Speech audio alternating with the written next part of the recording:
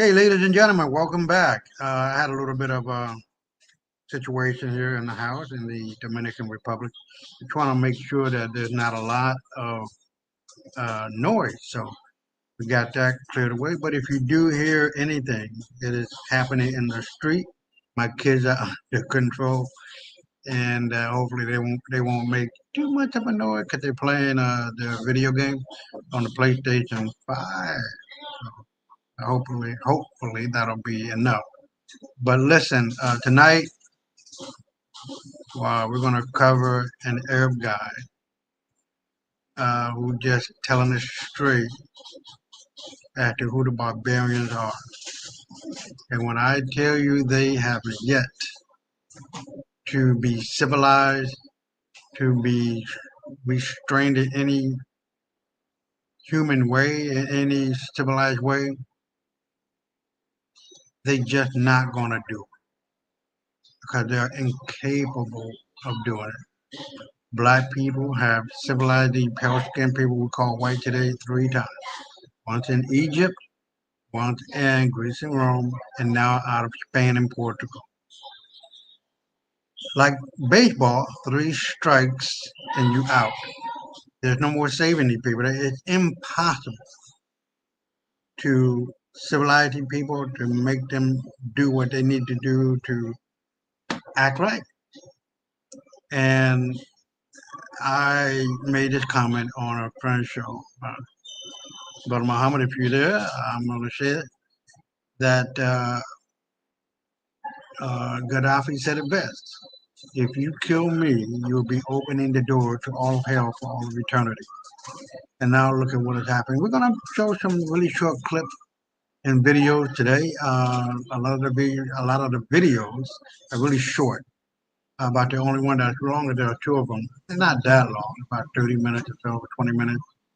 But we're going to go through them purposefully, expeditiously, in order to support and to show my point. My point is very, very, very simple. These people are still barbaric. These people are still uncivilized. And these people don't give a fuck. All right. Also, be careful for what I had put in the chat.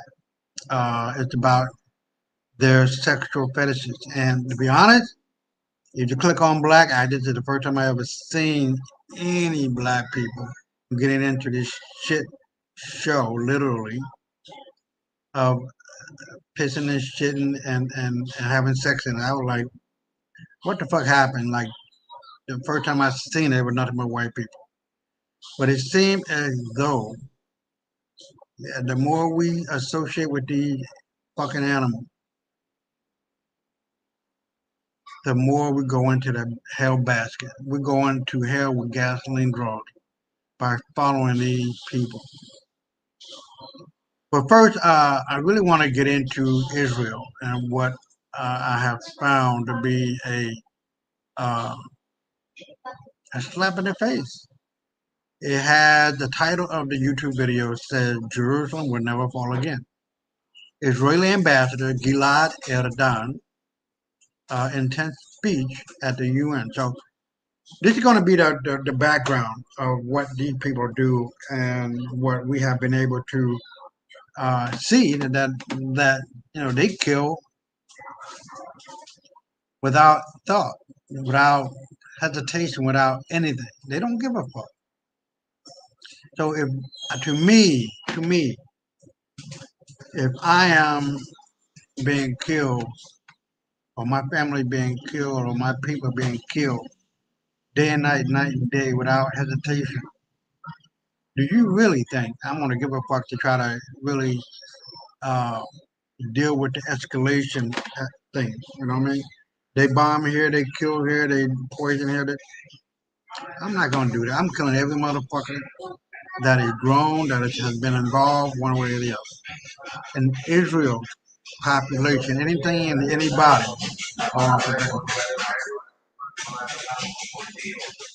anything and anybody that is over 18 is automatically an IDF reservist, or they are a part of the reserve and active duty. So everyone that is 18 or older is an enemy combatant, is an enemy combatant, and they need to be killed. Period. The sins of the father and mother are always visited upon their children. They have been uh, judged already by the International Court of Justice for war crimes and crimes against humanity. And so with war crimes, people, the only remedy is death.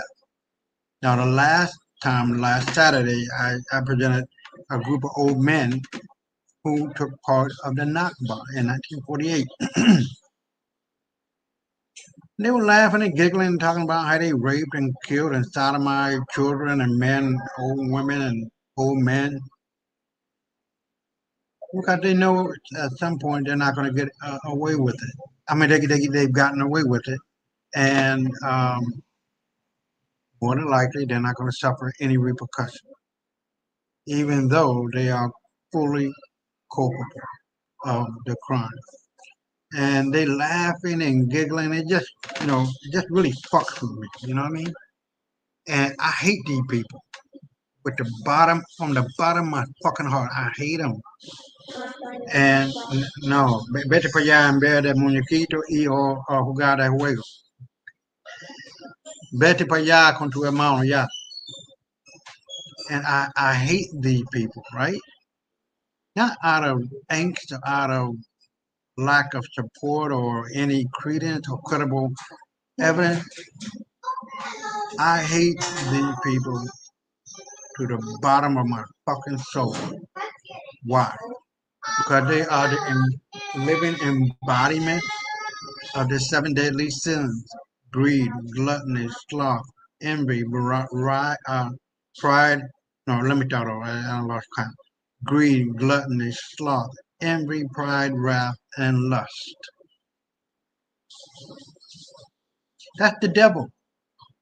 And anybody that participates in that motherfucking shit, I'll kill you. Or you're going to end up dead. Because if you're not participating in the righteousness of this world in which we live, because at some point, everybody that has done evil suffered to whatever degree that may be. And Israel and the people behind the Nakba in 48 and all the way up until the present moment, they are guilty. Guilty as all outdoors. They don't give a fuck. They don't care about anyone's family. And recently, on Richard Medhurst's show, he documented the fact that, I think it was on the show, but I'm just saying, of a father whose wife and two newborn babies just got killed by IDF, blown to bits. Precious 2 months old, 1 month old, less than 1 month old, probably. I don't know, but very, very recently born. He goes to get their birth certificate and comes home and finds out his wife and his kids are dead. That's some cold-blooded shit. I don't give a fuck how you cut it, how you slice it, and how you see it. Ain't no motherfucking way I'm going to be friendly after that with people who have killed my newborn baby. Twins and my wife. There's just no way. So with that, let me play the first video, and then we're going to get into the Arab guy. And hold on, let me. Calla la boca. No puede decirte más. Oh, voy a apagarlo ya. Calla la boca. Déjala jugar. I'm going to share the screen. And I will be right back, and we'll watch the first video. All right? So here we go. I'll be right back. The city of Israel. Thank you, Mr. President. The President, I'm sure many of you were not aware or did not care to check But today is Tisha B'Av, the saddest day on the Jewish calendar, our ancient day of mourning. We are fasting today for the many tragedies in Jewish history that occurred on this day, including the destruction of our first and second holy temples in Jerusalem. But let me be clear, Jerusalem will never fall again. Jerusalem, United Jerusalem, will never fall again. No matter how many times our enemies attempt to destroy us, no matter how many times the UN slanders us and distorts reality, we will stay in our homeland and we will prevail. Mr. President, Council members, in the early hours of October 17th, 2023, reports flooded from Hamas Ministry of Health of an Israeli airstrike on Al Ahli Hospital. You probably remember it. Remember that day. These reports were then very quickly, parroted by UN officials, media outlets, and several governments.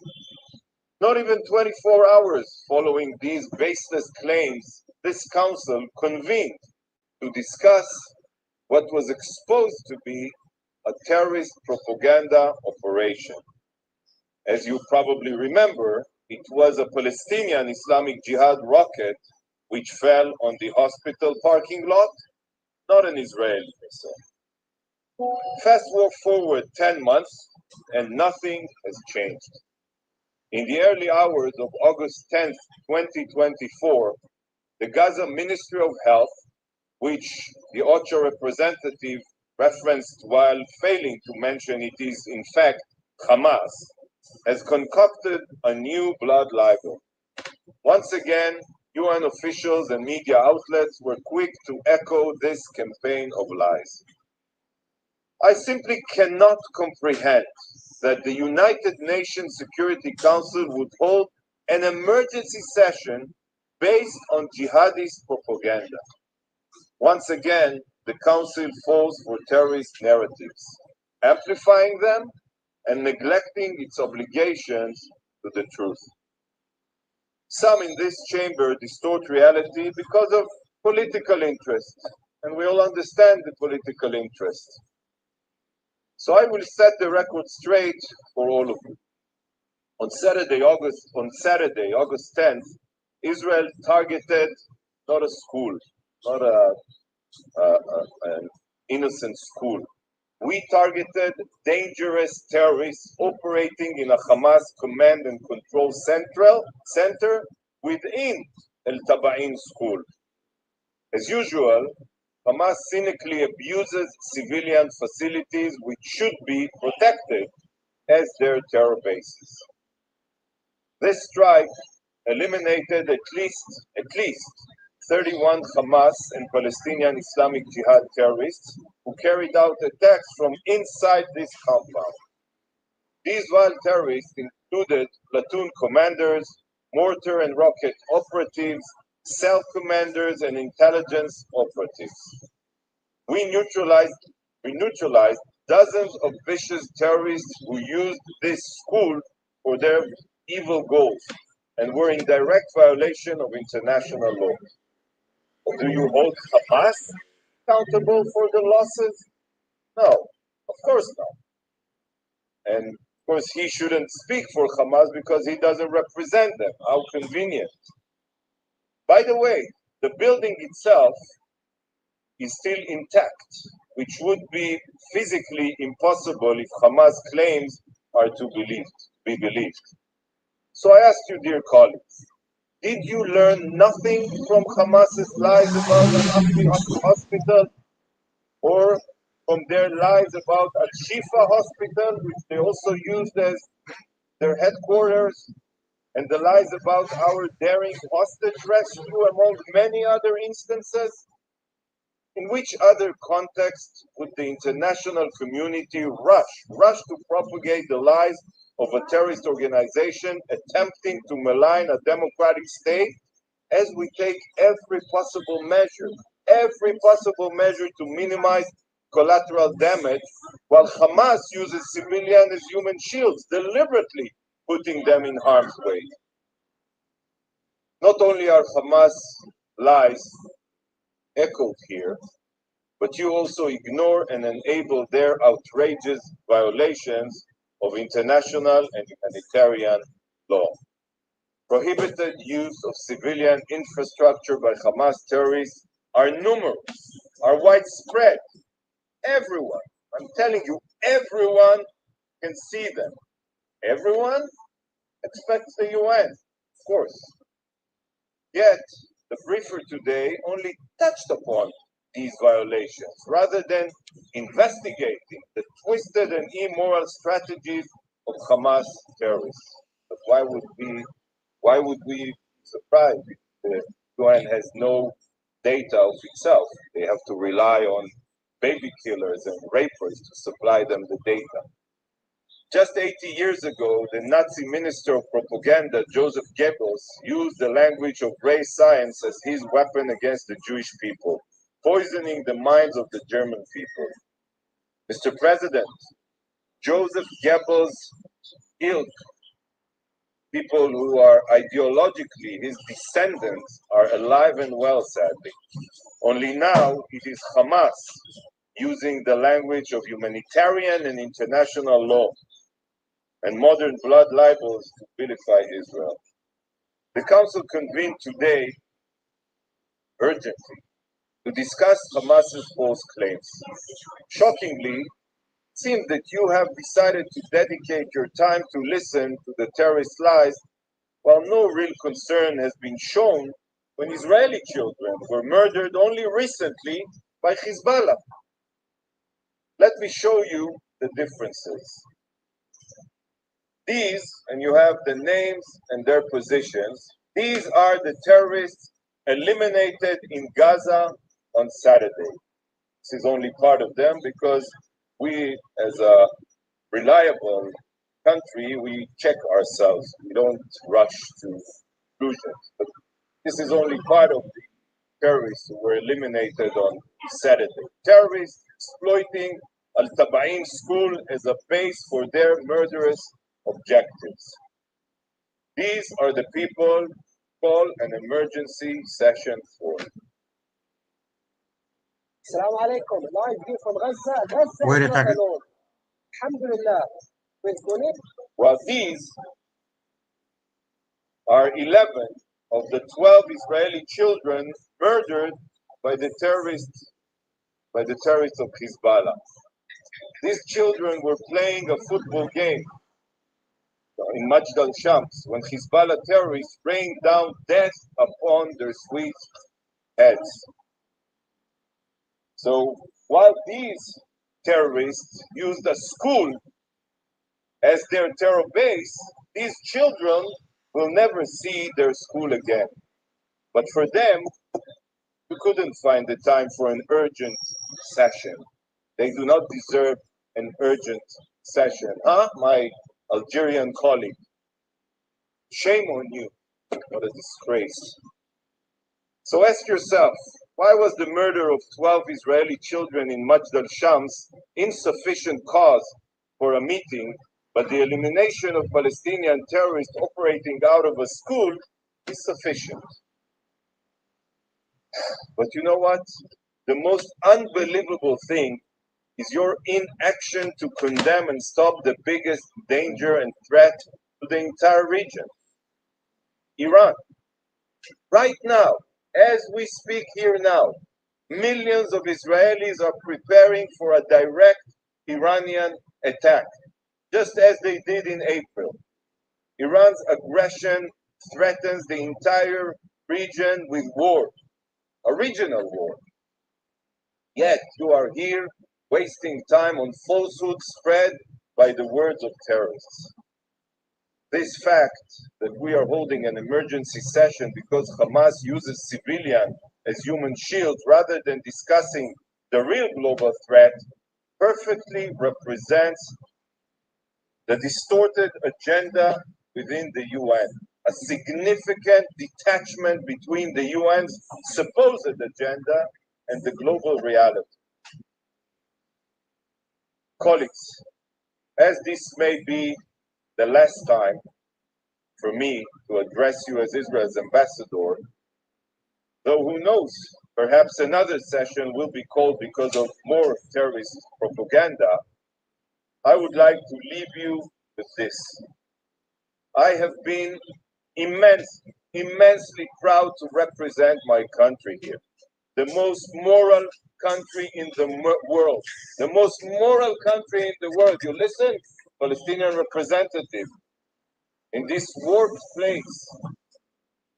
I hope one day you will also see the bias and perversion of morality and pray. I pray that see the terrorist organization that this guy represents here and tyrannical regimes should be condemned, not protected. And that Israel, hey, we are today the vanguard of civilization. We are the vanguard of civilization. But until then, Am Israel Chai. Thank you, Mr. President. Thanks for watching. Okay. Now he's the vanguard, or Israel is the vanguard of civilization. They take the moral high ground. Hold on, let me go back to, and this is the next one we're gonna do. Let me get out of here. Now, as you have heard, Israel is the vanguard of civilization.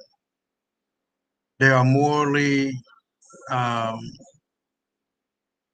astute, right, just. I have never ever heard so much shit coming out of the mouth of these beasts, these barbarians, and we're going to cover that and to prove that they are. Because one thing we do know is that they're not real Jews. We can get that motherfucking shit off the table. They have no claim to the Palestinian land. They can get that shit off the table right now. That land belongs to black and brown Jews, as well as our Ishmaelitic family brothers of that area. I am a Semite, and they are Ishmaelite. We are brothers. We've been going and having sexual contact since the beginning. So we're mixed up blood. You can't tell a Semite from an Ishmaelite, and an Ishmaelite from a Semite. So we're one and the same right now. We share the same father, Abraham. Let's get that shit out. Get that shit out the way. All right. The Moorish Gate is still there. All of that land is in a trust called a wall. No matter how they try to say it's our land, how in the fuck are they going to say it? And it's in a trust for black people. For over 1,000, it was over 1,000 years ago that land was put in a trust, a wall.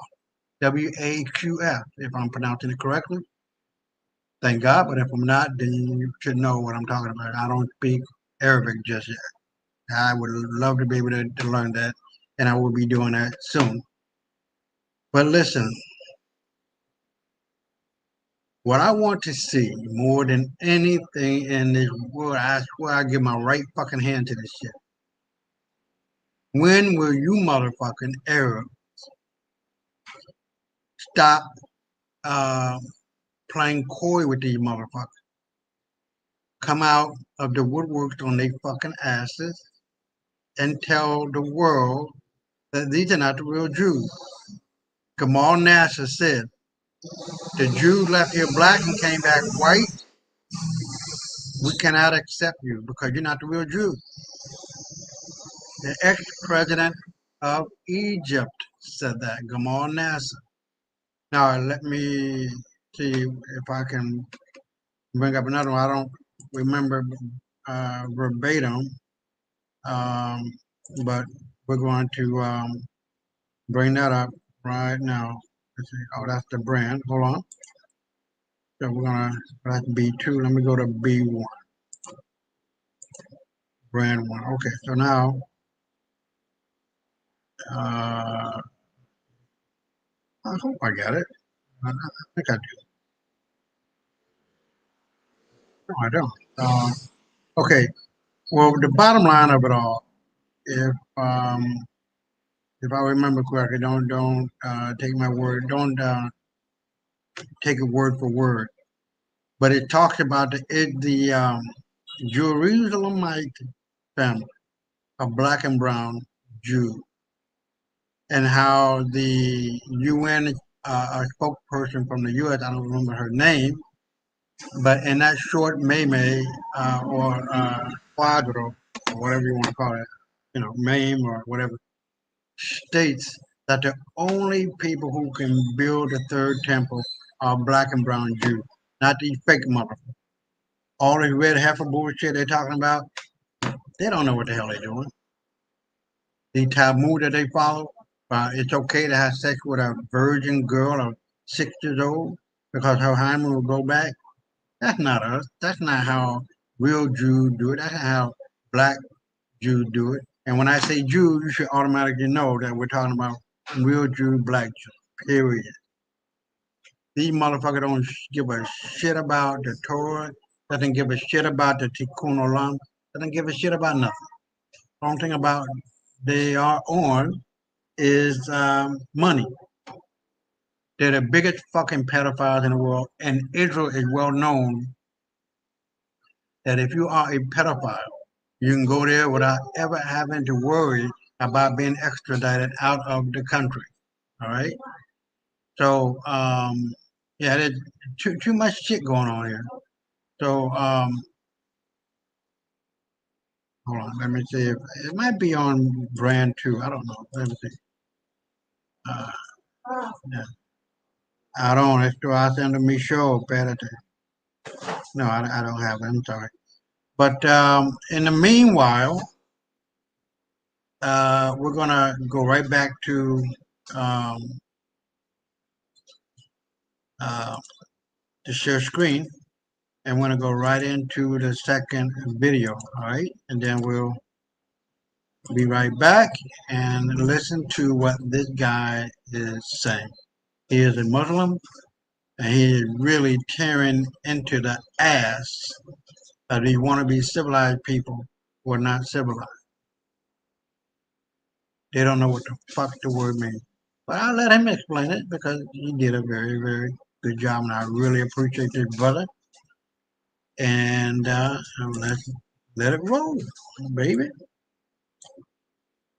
I've seen so many videos, so many testimonies coming out of the UK from black people, from Asians, from Arabs, and so on, all British citizens, as well as from immigrants, of course. But so many people expressing like trauma and shock, disappointment, grief over these riots and these attacks. Frankly, I don't know why. I mean, I don't know how you could have ever convinced yourself that you're living in a healthy, civilized society where any of this should shock you. Look, these English people have felt like their Englishness was their English culture, their English heritage, their English Anglo so-called civilization. They felt it was being marginalized, minimized, and undermined by the presence of non-whites and primarily of Muslims, the presence of Muslims. So what you're seeing with these riots is just them reasserting their culture, their heritage, their so-called civilization at its most raw, its Pay most attention. honest, the most primal expression, which is hateful, primitive, and violent. That's their culture. That's their culture, and they're telling you loud and clear. Why, these are festivals for them. White folk culture is nothing but death, destruction, disease, and despair.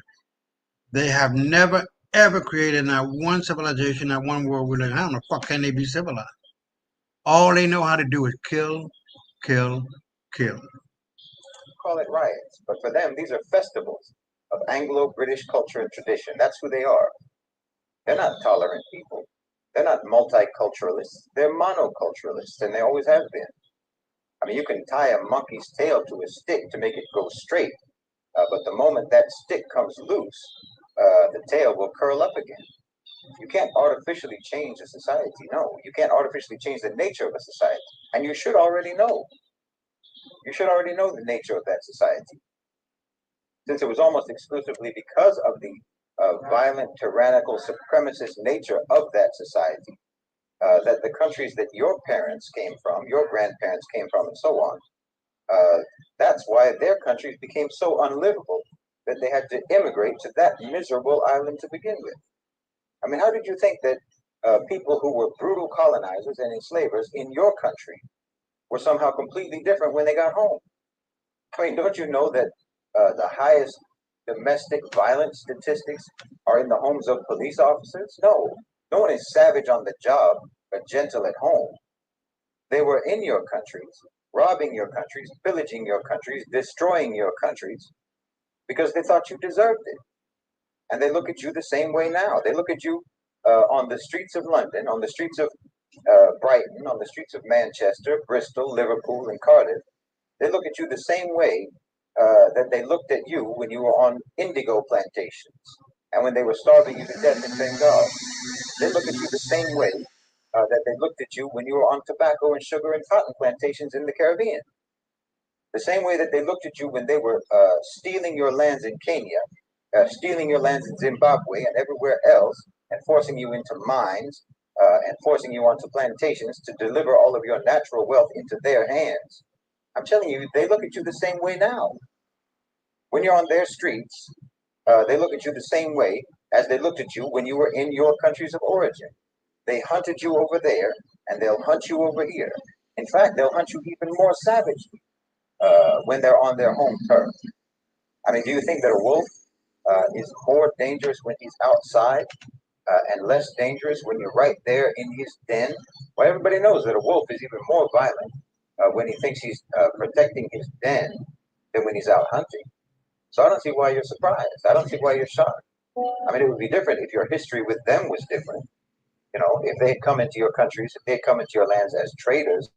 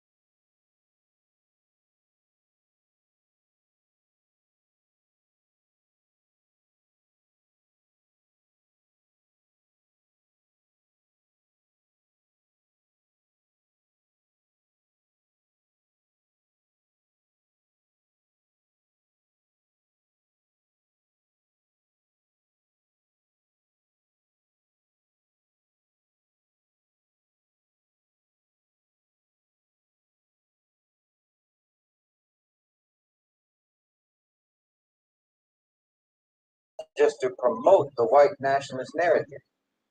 You know, if immigrant and so-called minority offenders get lighter sentences than whites, the whole point of that is just to advance that narrative, stoke resentment and racial hatred. Everyone knows that Tommy Robinson is paid by higher ups. Well, those higher ups are exactly that. This racial and ethnic strife is sought by the elites of the society because, like I said, time and time again, Europe, including the UK, is slated to be nothing but a conflict zone. But the point is, they're able to do this because that race and that white supremacy, that brutal, violent heritage and culture is their heritage and culture. And they never rehabilitated themselves from it. They never civilized from it. They have been barbarians for millennia. And that's what they are today. To one extent or another, all they did was medicate those hateful, violent tendencies. They sedated it. They treated the symptoms, just like the pharmaceutical industry does, just like they do with illness. You know, they never cure you. They just medicate the symptoms so that it'll be dormant without ever actually treating the underlying condition. Well, that's the same way that they've dealt with their perverse hatred and their racism and their penchant for violence. They just put a band-aid on a tumor. They plaster over a cyst with foundation makeup and blush so that you can't see it. Or anyway, so that you can't tell whether what you are seeing, what you think you're seeing. You know how they talk about microaggressions and implicit bias and all that? Well, that's what I'm talking about. It's like radiation that escapes through a landfill of toxic waste because you never actually got rid of the waste. You just tried to bury it. No matter how deep you bury it, it's still there. It's going to come out one way or another. Look, I'm a Westerner. My ancestors were Irish and German, but I don't feel any conflict in acknowledging the reality that the West has always been and still is barbaric. You know, there was a Sahabi named Abu Dhar al-Ghifari. Now, he said the West has always been barbaric and uncivilized. He's talking about white folk. I want to make sure that is understood. All right. His whole tribe, before Islam, they were highway robbers. They were bandits, thieves, murderers, and they were renowned for that. When they embraced Islam, they didn't pretend that they didn't have that history. In fact, having that history just demonstrated how much Islam changed them. They were no more defined by what they were before Islam, nor did they identify or defend what they were before Islam any more than I am defined by or identify with or defend the history of the West. You have to tell the truth. I mean, the irony, of course, is that these riots, this is all part of a destabilization campaign by white Westerners against white Western countries. And these people still want to believe in some kind of white Western fraternity. Your forefathers were Anglo serfs and peasants, used and abused by Anglo aristocrats. And that's basically the same situation now. You are defending a so called culture, a so called civilization. Now, that's one of the things I don't know if he knows, but obviously he doesn't. That the aristocratic, upper class royal families and bureaucrats and politicians and naval officers, these were all black people. King James, King Charles, King George, and every king thereafter, including all of Europe, were nothing but black royalty. Now, when he talked about serf, what you want to call a serf, a slave, and serf, still the same thing. Those people were known as Tamahu, better known today as white people. We had no respect for them at all. We treated them like the dogs that they are. And now I understand why our ancestors treated them such a way. They have never been civilized and they will never be civilized. They cannot take on our civilizing ways. It's impossible. 3 times we civilized the uncivilizable animal, beast of burden, and like baseball, 3 strikes and you out. Let's continue. That treated your ancestors like animals, treated your women like property, and your children as nothing but expendable drones for workhouses and mines. You enslaved each other before you ever started enslaving anyone else. It's a miserable, disgraceful, inhuman heritage. I mean, I'm American, and there only are Americans because white Europeans were so vicious and so tyrannical to each other that whoever could escape ran away. My people went to America because you were starving them in the potato famine. White on white oppression. That's your whole history before you became multicultural oppressors. That's what I mean. What you did elsewhere, you were already doing at home. What you did to other people, you were first doing to each other. You know, when the colonizers first went to Ghana, they were flabbergasted to discover that every house, every home had a toilet that was cleaned every day. Meanwhile, you still had your people defecating in public in collective cesspits that never got cleaned. Yes, you never cleaned them. You just buried it and dug a new one. See how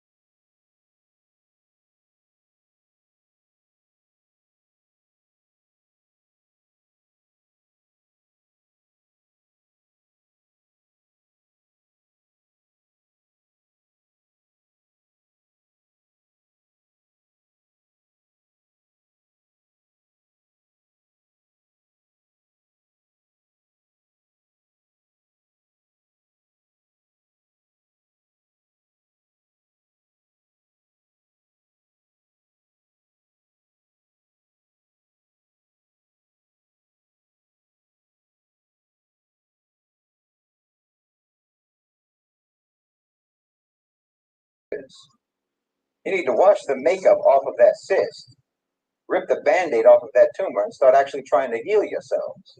And you need to charge the doctor who never did anything but cover up your sickness, cover up your deformity, cover up your mutation instead of treating it, because he never cared about your health in the first place. And you need to charge that doctor, which is your so-called civilization, you need to charge that doctor with malpractice. Charge your civilization, so-called, with malpractice. I'm saying you need to direct your anger at the people who are trying to direct your anger at anyone but themselves, because they're the ones you should be mad at. You should direct your anger at all these people who are lying to you about your so-called civilization, telling you to be proud and defensive about a culture that has done nothing but keep you perverted, hateful, violent, and criminal for centuries. Because you have a right to be worthwhile human beings. And your so-called civilization has let you down. It's let you down badly. It hasn't just let you down developmentally, morally, spiritually, ethically, and so on. It's even let you down in the most practical of terms. You know, the very thing that you like to think that you excel in. You like to think that you're the most practical and efficient people on the earth. But look at your system. Your so-called civilization built a system, built a society that's literally making you go extinct. Your materialism, your atheism, your consumerism, your urbanization, your worship of money has created a society that cannot even perpetuate itself anymore. How practical is that? I'm telling you, you're out of your minds. Nothing about the way that you approach the world, nothing about the way you approach life makes any sense. It's killing you. And you're so insane that you're singing God Save the King instead of saving yourselves. Well, ladies and gentlemen, I'm going to go right back to me. Now, if he doesn't say it, if he didn't say it and make it clear, these people are insane. These people are insane. And, hold on, I think I might be losing. Uh, oh, here we go. Okay. These people are insane. Hold on. Aaron, tráeme de cajita. Oh, yeah, I got it.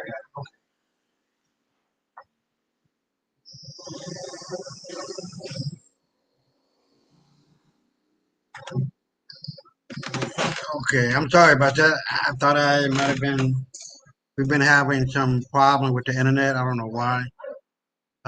We have like two of them. Like you can take one with you outside, the portable one, then the one on the inside. So we have not had any connection at all with the house one. So I went there. They said, "Well, we're trying to get it fixed." I said, "Well, get it fixed and give me my damn credit for what I get." But anyway, um, I connected the small one, the small one. Yeah. So thankfully we got some kind of connection. But yeah, these these people would never know what civilization is. It's impossible. They're so full of pride that they cannot see their own downfall. And in that very first video with Erdun, or however you say his name, uh, they actually believe in their own delusion that they're this, that they're that. And they are nothing but pale skinned people who come from black people. They come from Dravidian albino who made it with normal black people who created the octoroon people we call white. Now there are a lot of so-called everybody on the planet is black. All right, I don't give a damn how light skinned you are, how damn near white you are, or white as we know them to be today, like George Bush white, or even the albino. All right, they made it with the normal black people and created the octoroon people that we see today. They have no culture, they have no language, they have no civilization that they can call their own, no world religion that they can call their own.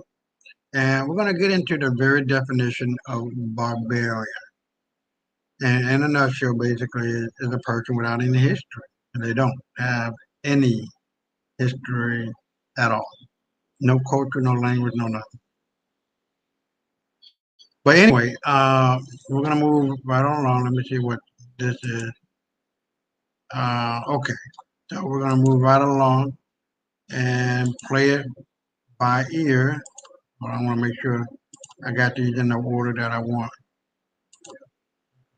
So we're gonna play it by video by video by video. And we don't have a lot, and they're really relatively short. Hold on, make sure. Yeah, I want to make sure I'm not getting doing any repeats here. Okay, so we're cool. So let me go on back to the share screen, and this video is 12 minutes long, and we'll be right back.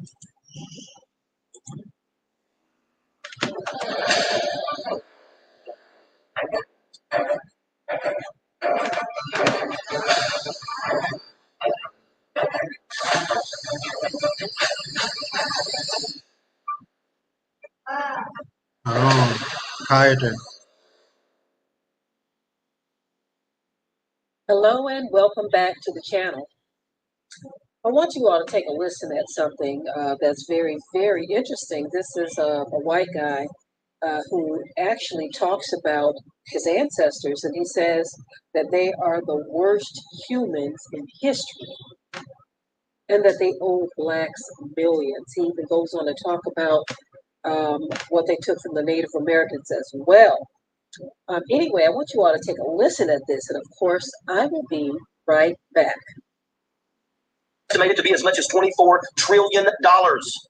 Let's also remember how slaves built our roads, bridges, railroads, barges, wagons, tool manufacturers, ports, etc. Should have came with the promise of 40 acres and a mule, but never did. The blacks generated assets cannot even be measured, but it did from the economic foundation for our current world dominance. It formed our economic foundation for our current world dominance. If we ever want to provide a measure of justice, we would return the land to the Native Americans, but don't hold your breath. Part of the critical race theory is crushing conversations like these from ever happening. Even though we know our government will never do the right things concerning the past, it doesn't mean that we shouldn't know the truth. But I'm going to jump in this tomorrow. How white folks got so rich. The untold story of American white supremacy. I mean, I just read about the Indian land grab, and I'm like, oh my gosh, man, good Lord. No wonder we don't want to teach them. But I'm going to jump in this tomorrow, right there. How white folks got so rich. The untold story of American white supremacy. I mean, I just read about the Indian land grab, and I'm like, oh my gosh, man, good Lord. No wonder we don't want to teach the truth. No wonder we don't want to teach the truth. Because that means we've got to look people in the face and say, our forefathers were the worst people in the history of mankind. The things that they did, that manifest destiny, that kind of mentality has been atrocious. What we have done to the African Americans.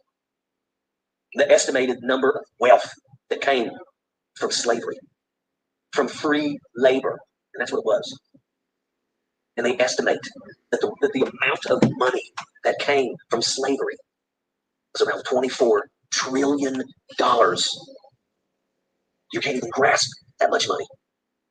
The average person has a hard time grasping what $1 billion is. $1 trillion. Holy shit. And a lot of people don't want to admit the truth because a lot of people also are scared. But what happens if we actually do have to maybe pay reparations? Understand that everything, that beautiful capital in Washington, D.C. was built by slave labor. The majority of the churches in this country were built by slave labor. Our forefathers were lazy. And if they were smart, which they were, but the problem was they were cunning. Sad. The greatest land giveaway to the whites. Once Europe discovered the New World and violently subdued, forcibly removed, and outright murdered the Indians, a system had to be set up to induce white people to populate and work the new land. The real truth is that European immigration had nothing to do with seeking religious liberty. It had to do with the headright system, which gave large tracts of land to anyone willing to cross the Atlantic Ocean to help settle the colonies. On average, a person would be given 50 to 100 acres of land. White landowners would get another 50 acres for each enslaved man, which increased the want for slaves while enriching whites with free land and free labor. Now listen up. The white folks that got the land could sell, lease, subdivide, and bequeath the land to their next generation. Remember when I spoke about the landowners getting additional land for slaves? In 2017, it was decided that blacks have a perfect right, even a responsibility, to claim that land and its current value. For instance, the value of the land in Virginia today is worth $21,921 per acre. Today, 50 acres is worth $1,096,050. This means that if the forcibly imported Africans were to receive their head rights like the white Europeans did, the 625 million acres of land today would be worth $13.7 trillion. A recent study estimates that the combined value of all of the land in the contiguous United States is worth $23 trillion. This means that blacks would now own more than half of America if we use the same systems that the whites used. In addition to the land, the descendants of those black Africans are owed the fair market value. Okay, so he has said a mouthful. He said a mouthful. He's right here on YouTube. I believe the channel name is, I don't know how to pronounce that, but you see it on the screen there. He said a mouthful. Things that so-called black people have been saying for a long time.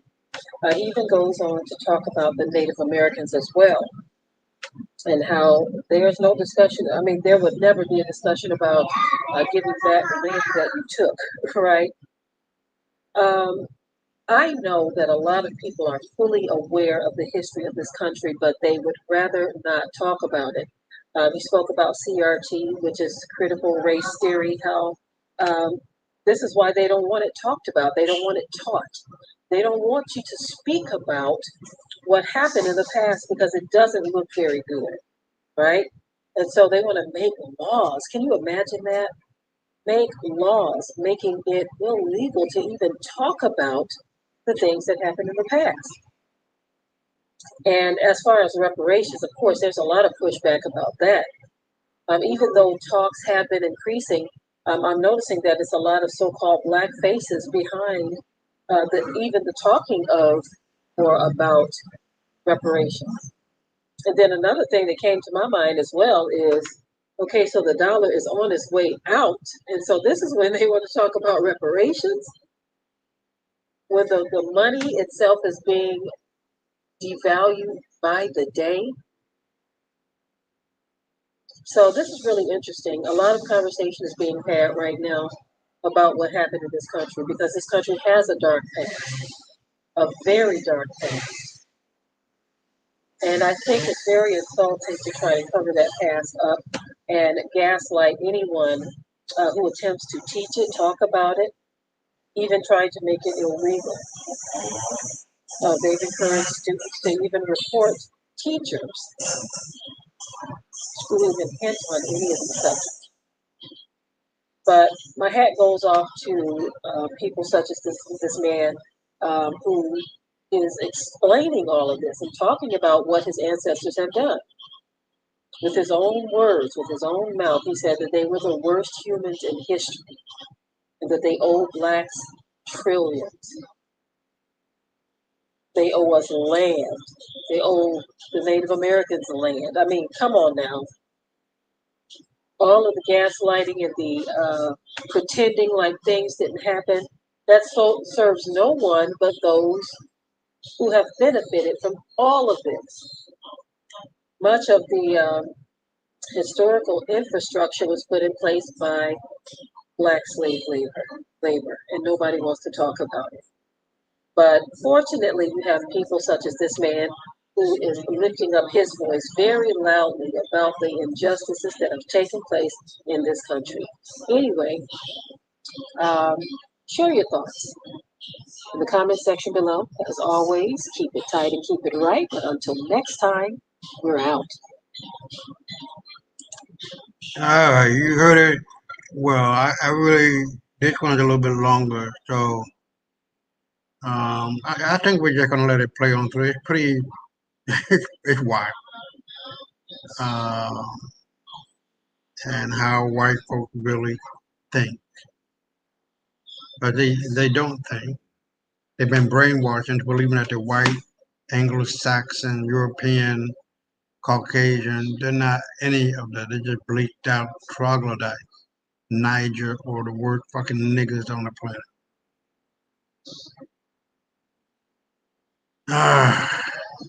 So, we're gonna go right into. Let me see where we at. Yeah, okay, that one. We're gonna play this one. Cause you really got to hear this one. It's just telling you exactly what white folks think, what white folks feel, what white folks say, without thinking, without feeling, without any knowledge whatsoever, only operating on what they've been brainwashed to believe.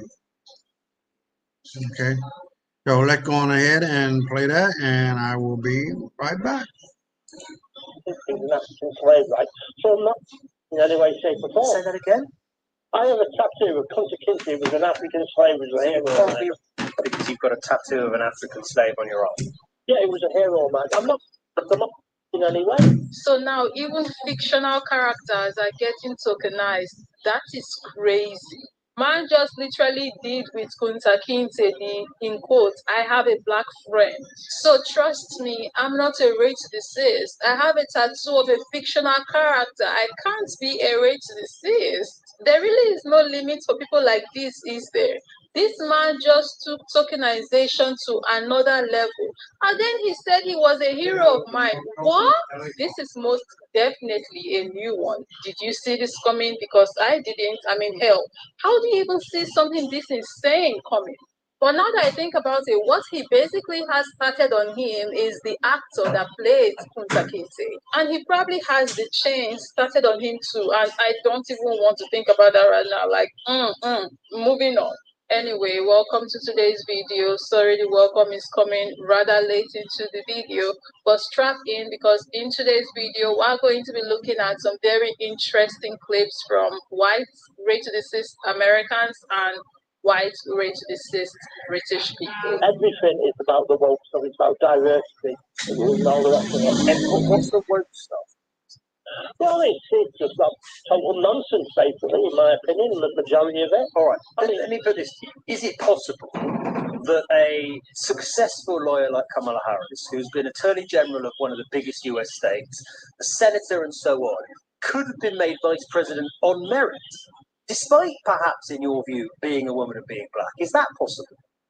It's possible, but I don't believe that. Why not? Because I just don't. If you listen to your Tom TV, GB News, and all these things, they're all saying the same thing, that she got the gig because of. And they know why Joe Biden picked her as his vice president. Well, that's what they believe. That's what I believe. But James, you can't back that up. You've got no evidence for that whatsoever, have you? You look at a woman of colour in a successful position, and you say she can't be there on merit because she's not white and she's female, so how could she possibly be there on merit? It must be this woke stuff. Have an identity, it's been eroded, been taken from us. Things like nursery rhymes, we don't have. I know it sounds daft. Our nation's food has drastically changed. Like fish and chips. Yeah. But even your standard meat, there's less fish and chips now. Your meat and two veg. We're a coffee nation, not a tea nation anymore. And I just think our culture is being erased, which is not fair. So to me, it's all about the unfairness. I'm equal to all. My partner is a Muslim, so that's absolutely fine, but it is becoming unequal, and I don't like the unfair. Her partner is Muslim. I swear, one of my biggest fears right now is getting tokenized. So I have decided to intentionally live my life so meticulously just so I make sure that I never in my lifetime and even in death end up in a position where one white woman or one white person somewhere would tokenize me. This is a real fear, guys. I'm not even joking. Like the way I'll be rolling in my grave if that happens, even when I'm dead. I just know I will not rest in peace if that ever happens. I just know because no, be so effing for real. It's 2024. We know that just because you are dating a non-white person doesn't mean you cannot be a racist. You can be anti a group of people and their cultures and all religious beliefs and still date said group of people with said cultures and or religious beliefs. Like she said her partner is Muslim and that's fine, but here she is protesting against him. Like make it make sense. And this is why sometimes I wonder who are the non-white people that are dating these people? Like are you people aware that these people don't really like your guts? Like, do you know your partner don't like you? And I know this is not for all white people. Don't get me wrong, that's not what I'm doing here, right? But I'm speaking specifically about the people that are like this. And their partners are aware that they don't like their existence. They don't want them around. How are you dating someone and you are anti them at the same time? It's crazy to me. It's insane. How do they do it? And the nursery rhymes comment, somebody please save me because I can't stop laughing. What the actual hell? What the actual hell? Nursery rhymes, that's one of the things she's fighting for. You literally can't make this up. La IA de Google te ayuda a encontrar a tus mejores clientes optimizando tus campañas en tiempo real. Comienza estableciendo objetivos específicos y la IA de Google te ayudará a maximizar su alcance en la búsqueda, YouTube.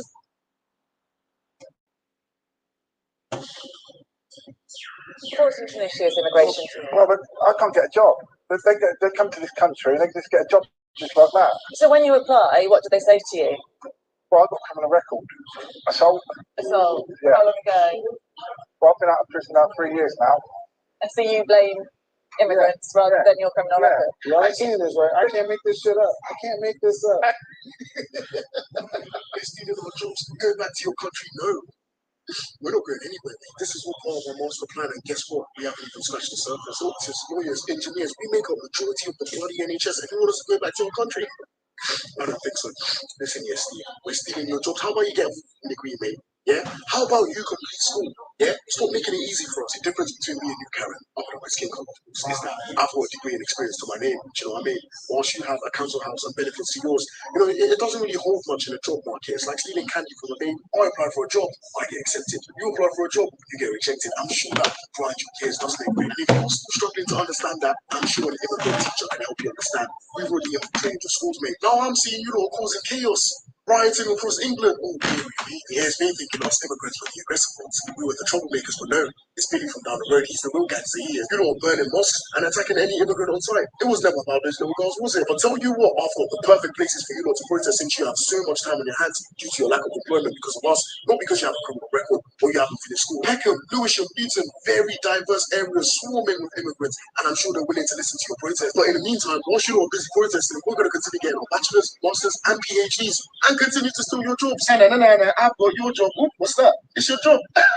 This person said them, they're stealing our jobs. Of course, because the fully qualified doctor stole a job from you with not a singular GCSE, probably got suspended from school a few times and never worked a day in your life. Exactly. Like they need to find a way to get out of that bubble of delusion that you're in and be so effing for real. What is it that you wanted to protest against? All the immigrants coming in, causing problems, causing grief. That's what I'm fed up of, really. Which people are you thinking of when you go on these protests? Asians and black people. Right. So you drove from Harlow in Essex to Middlesbrough to protest against black people and Asian people. Basically all non-white people is what you're saying. Yeah, because they're the main issue. All non-white people are the main issue. Well, from what I'm seeing. What are you seeing? Look at Southport, look at the Manchester airport incident. You know, who started all the grief? And they don't have any order. And who's they? Sorry, the they is, again, all black people and all Asian people. And the black people and the Asian people who you come into contact with in Harlow, do you accuse them of being as apparently violent as the people that you've seen being violent who also have that skin colour? No. So it's not all black and Asian people then, is it? No. Why do you need to make it about skin colour? I'm not making it about skin colour, but they're protecting the wrong image. You rang up and said the reason you went on this protest is to protest against black people and Asians. All blacks and all Asians is what you said. Well, 95% of them are problematic people. How did you get to 95%, sir? It's been proven statistics. Where? Who? Show me. Tell me. You got in the car and you drove all those hours up to Middlesbrough to go and protest something that you can't evidence, for which there is no evidence to say they're 95% of the problem. Well, this is what I've read. Where? On the internet, I've read it. Do you take what you've read on the internet that 95% of black and Asian people are the problem? You take that as a fact? Yeah, I'm trying to protect England. From who?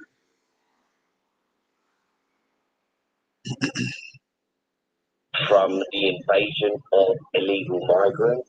Are some of your mates Asian or black? No. Right. And when you come into contact with various services, the NHS or your dentist or your doctor or whoever, or the person serving you at the till in the shop, and they're not white, do you think they are lawless as others are?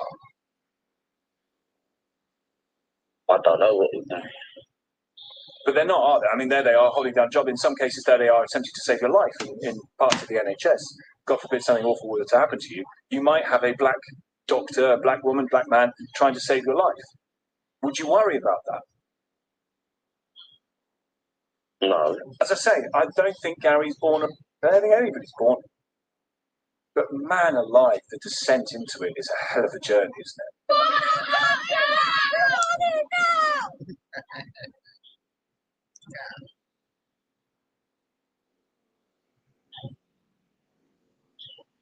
Okay, hold on. I think we got our little internet problem. I don't know what the hell's going on.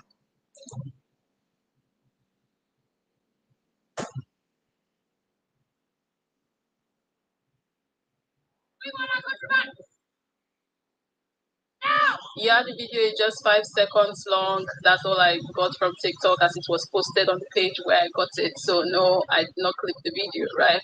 I just wanted to make that clear. But I do want to share with you some of the comments. Beautiful European fishes, 8,000 likes. Looks like a deleted scene from The Hills Have Eyes. 20,000 likes. No toothbrushes were harmed in the making of this video. 12,000 likes. Does she want her teeth back now or later? 2,000 likes. No doubt these are real British beauties. 2,900 plus likes. Why do rate deceased sharks always have no teeth? 800 likes. Unemployed neurosurgeons and heart specialists out in force today. 4,000 likes. What in the name of Jerry Cow is going on here? 3,000 likes, I can't. Y'all got hillbillies too. 2,000 likes. Not a job between them. 2,000 likes. Before she gets her country back, she wants her teeth back. So whichever Muslim have taken her teeth, give them back now, or Lee Anderson is coming for you. We want her teeth back. My God. Oh, I think you want to get your teeth first, then the country. Oh my God. Doesn't the UK have like free healthcare and dental? See, I thought they had that going, but now, you know, looking at this video, nobody's sure anymore. Nobody's sure. The, in quotes, civilized people, 3,000 plus likes. I'm so confused. Who's holding your country hostage? Guarantee not a single one of them ever paid taxes. 1,000 plus likes. This comment says, spell country. 2,000. 2,000 likes. This is honestly embarrassing. When you get your country back, who will fix your teeth, hon? 600 likes. Which Muslims took her teeth, bro? Those extremists look alike all over the globe, I swear. Immigrants stole me toothbrush. Y'all have those over there too? I thought it was just in the American South. I mean, if you really want to think about it, it's no surprise that they exist in the UK as well and are not in the American South only because, like, think about it. Where did the ones in the American South come from? Exactly. Exactly. But this was the comment that stopped me dead in my tracks. Jimmy Keegan said, Jesus Christ, these efforts should be sent to Rwanda. And I'm like, wait a goddamn minute. Like, I don't understand. Why Rwanda? What did the people of Rwanda do to deserve this? Like, why should they have to deal with this? We don't want any more of this on the continent. We already have some of them in South Africa. We are already dealing with so much. We don't want more of this rubbish. And this person is, I don't even care if he's sarcastically suggesting they get sent to Rwanda. No, that's not funny. I know I've been laughing since, but that's not funny. I know I just giggled like a couple seconds earlier, but like that's not a giggle of like I find what you said funny. It's a giggle of like this is insane. Don't say that again. Yeah, that's what that giggle said. Like, don't even try it jokingly. Like, hello, my eyes are wide open right now, and like, that's scary. We don't want any more sleepless nightmares on the continent. We already have some that we've been dealing with for like 500 years plus now. So yeah, like hold your people, please hold them tight and deal with them. I feel like if at all, this comment should have been this efforts, like the comments that puts it should be sent to Mars or something. Because if anyone should be dealing with them, it probably should be Elon Musk. I don't know. I just feel like Elon Musk having to deal with these people is more appropriate, like from the way I see it. Yeah, like it makes sense that Elon should be. I mean, like jokes and the laughs aside, I'm kind of being like effing for real right now because like we see how man is running Twitter and the kind of ish he lets stay up and the kind of ish he lets fly on there. Yeah, he will do very fine with them folks. So I feel like it's very appropriate for them to get sent to where he plans to go to. Or maybe if he's not ready to relocate to Mars yet, that's still fine. Because you know what? There's a second option. He can just take them there, right? Send them to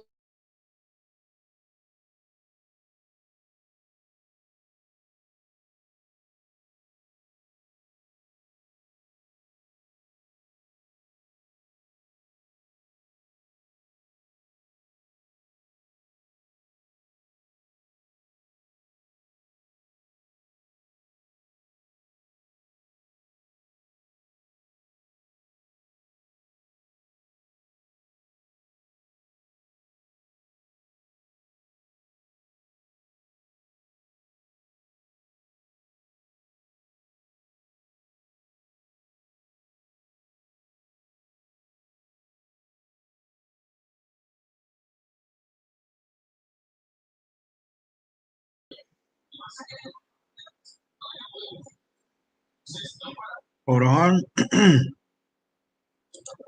Let's get the message across that this is England and it's a white country and we are not, we are just patriotic. Here with Hannah, and let your heart out on camera, Hannah. right, basically they need to get them all off. Okay, that's mad. Okay, so wait, off our streets. Yeah, so they're our streets. And they're taking our jobs. Yeah, they're taking our houses, they're taking the lot. And they took your teeth as well. Yeah, they did. They took your teeth.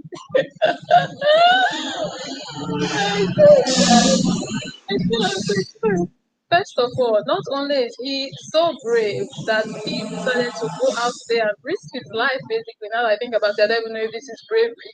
But let's just call it that because you have to be brave and maybe a bit stupid to do this. It's a combination of the two at this point, bravery and a little bit of stupidity, I guess, right? So not only did he decide to take the risk, go out there to interview these people looking the way he looks, he decided to be sarcastic too, make fun of them during the process. Like, man, are you being serious? What the actual? What the actual? Ending on this particular video, this sister said, protesting about immigration, but your favorite artist is black, your favorite takeaway is Indian and Chinese, your food is imported from Africa, Latin America, and the Caribbean. You want a holiday to Asia, and all your clothes and cellular devices were made in Asia. This is a very valid point because they do be enjoying everything from everyone else, but don't want everyone else. Like they want every other person's dish. They want to be able to enjoy these things, but they don't want to deal or have to deal with the people or be associated with or be close to the people that they are actually enjoying these things from. Like, it's insane. But yeah, that's it. We've come to the end of the video. What are your thoughts? Let me know down below in the comment section. Thank you very much for watching. And of course, as always, I will be catching you in the next one. To get the message across that this is England and it's a white country and we are just patriotic. All right. I am back, and you heard it right from the horse's mouth. This is a white country. No one should be there. All out of bullshit. But look, England and all of Europe was a black man, black woman country. Every square inch of land on this planet belonged to black folks. Period. They don't belong to anywhere on the planet, but right here, where we put them in Central Asia. And for the life of me, I don't even know or understand how they could ever even put that shit in their mind that they belong in Europe, that they belong in England.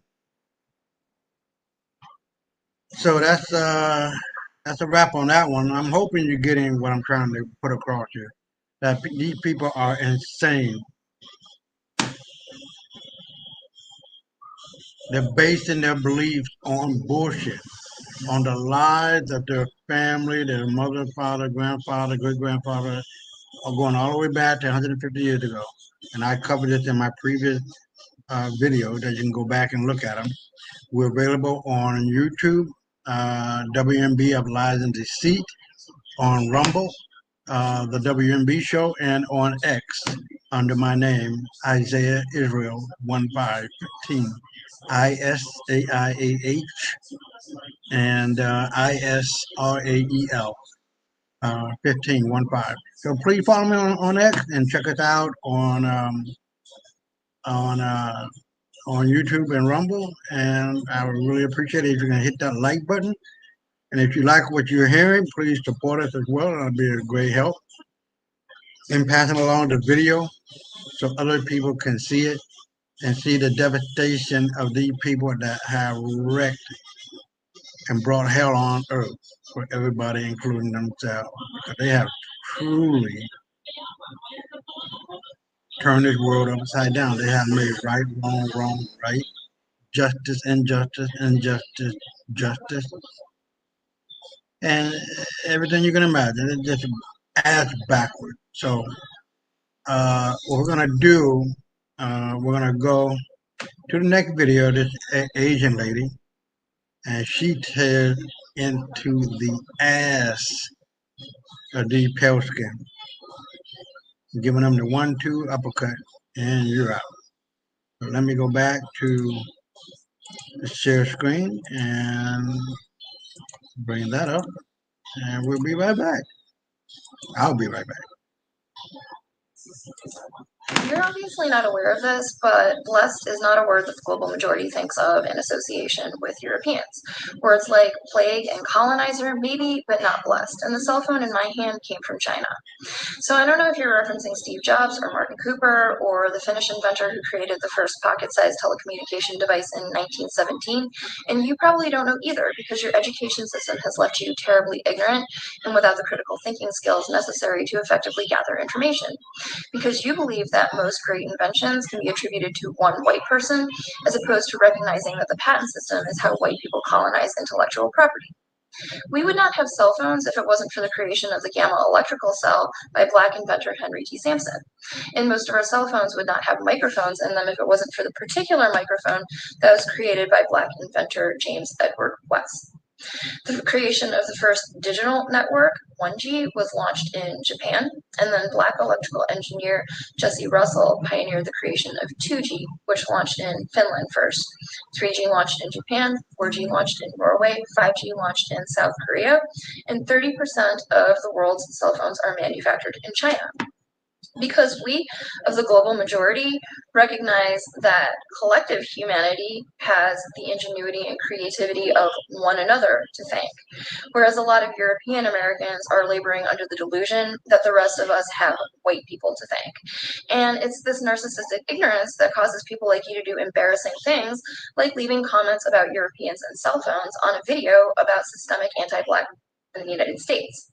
And while that could be written off as a comedic and senile non sequitur, we recognize it as a desperate attempt to center yourself in a conversation that has nothing to do with you.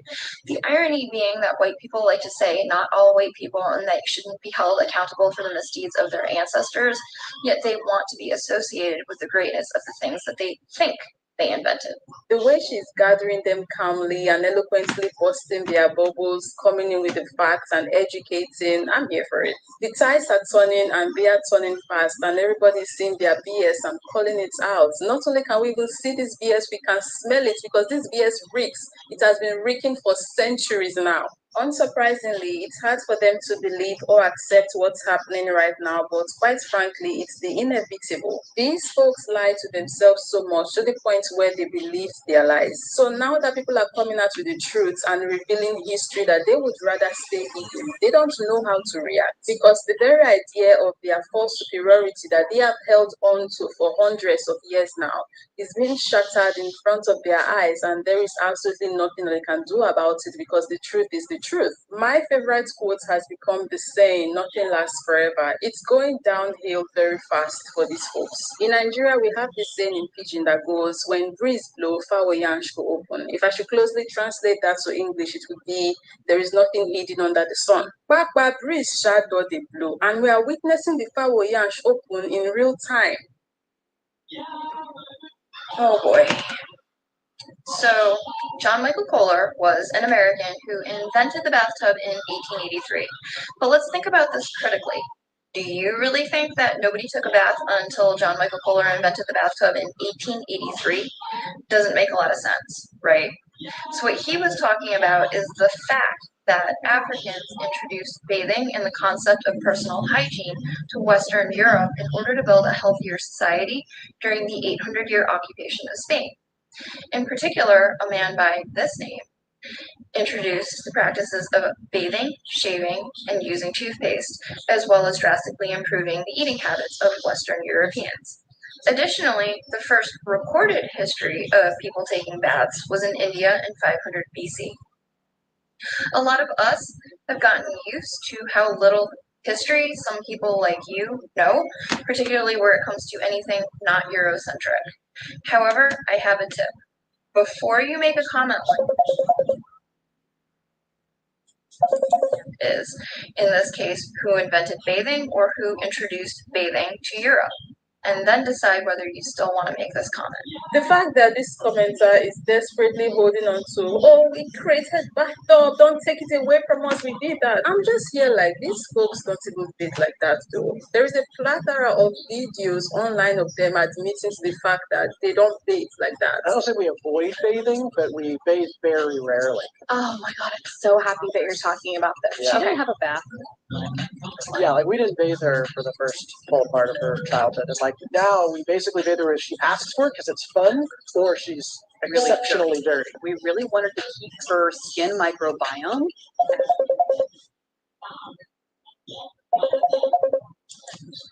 Let it be. And I feel like as a mother too, you have intuition to know when they need a bath. Everybody knows it's that time of the month again where baby Indy gets his monthly shower. So how do you invent something that you don't even use? And these folks have the capacity to talk about how we are dirty. In Africa, we bathe 2-3 times a day. I'm not going to do it. Well, you're just anti I'm not leg black. washes. I'm not going to wash my legs and feet. You think that's just a black people thing? Clearly, Well, the only one here who took the day off washes his legs and feet. No, I don't think it's a black thing. I think using washcloth is for poor people, but I don't think that washing your legs and feet is for black people. I agree. I think the washcloth is a poor person thing. Because I've only met poors who use them. And this right here, guys, is the superior race. Every day they shock us on the internet.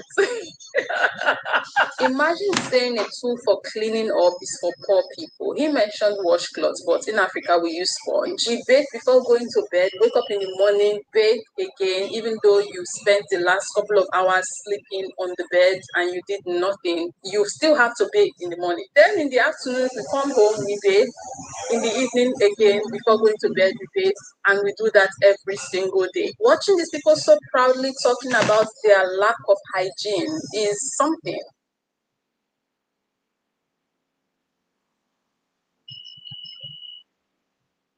Así que quieres aprender inglés. Aquí tienes 3 mitos que son completamente falsos. Uno, debes aprender.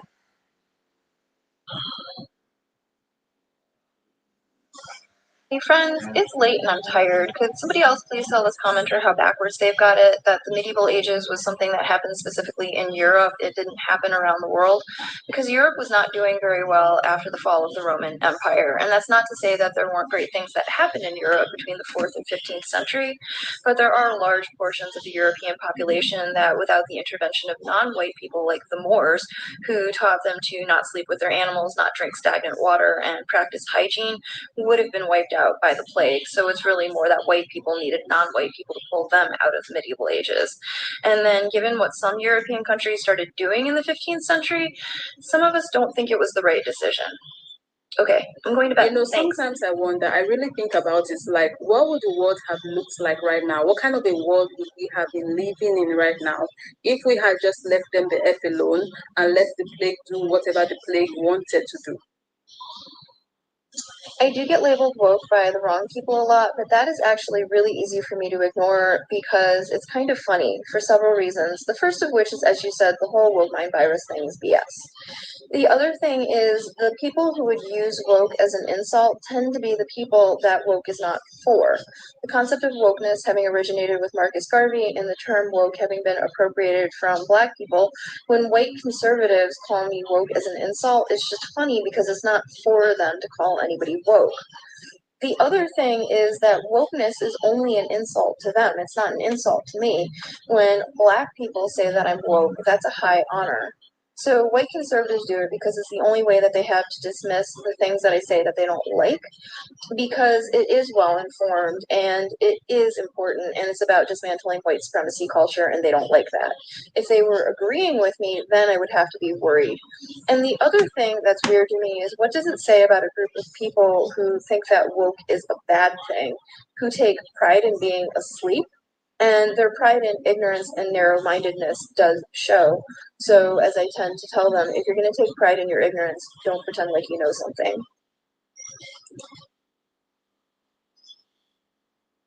All right, hold on. Let's see where we at.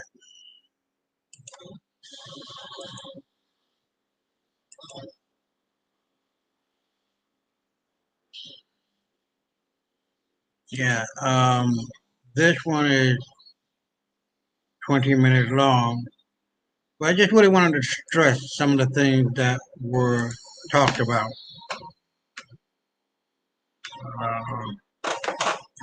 Working my shirt here.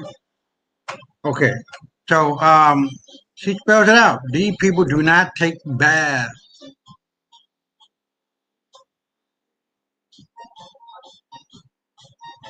It's just mind blowing. These people do not take baths. You heard the guy. He doesn't wash his feet and his legs, and you might well say the whole body. He don't wash his ass. These people are still barbaric.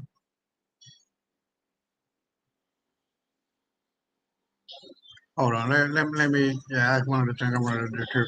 Let me see what barbaric means. So I'm gonna go to that on Google and talk about it as we're talking. I hope, yeah, I hope you guys can still hear me. Okay, so here we go.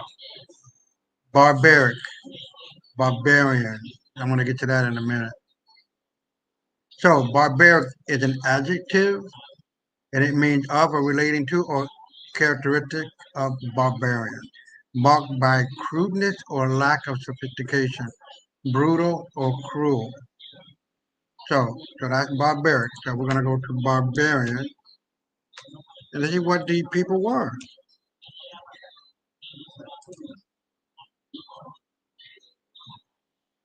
They had no language, they had no culture, they have no record of anything worth talking about outside of death, destruction, disease, and despair. They are the true definition of barbarian. So, a barbarian is a person or tribe of people that is perceived to be primitive, savage, and warlike. Many cultures have referred to other cultures as barbarians, sometimes out of misunderstanding, and sometimes out of prejudice. So now we know what barbarian is. We know what barbaric is, and these people have always been barbarian and barbaric in their true nature. And as the Arab guy we're talking about, you can. How did it go? You can paint a leopard black, white, or whatever color, but their spots are still there. You know, right? You can cover it up with mascara or blush or whatever but the true nature of the person always shows.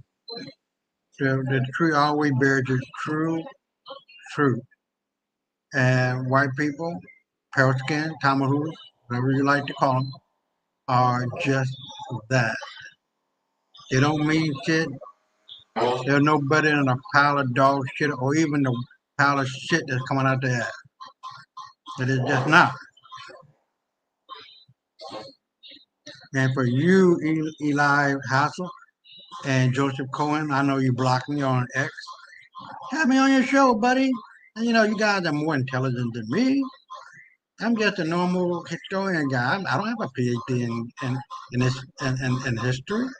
You can do better than me, but you can't because I am coming with facts and I'm going to checkmate your ass right from the gate. No talking, no discussion, no nothing. You just gonna be what it's gonna be on an international stage if you ever have me on your stage, and I'm going to embarrass the fuck out of you, point blank. Okay, so what we're gonna do because we have 1, 2, 3, 4 YouTube video to do, and the other one is gonna be pretty quick. It's gonna go pretty quick. So I just want to make sure I'm doing a great job and I'm being thorough about what I'm talking about tonight, the barbarians and what that means. Okay, so I'm gonna go to share screen.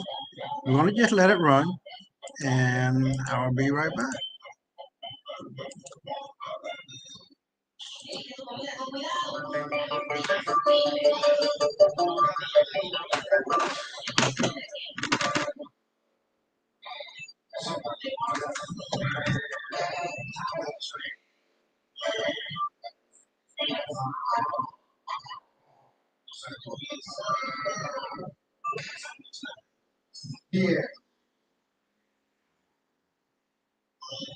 Hello, everybody, and welcome back to the channel.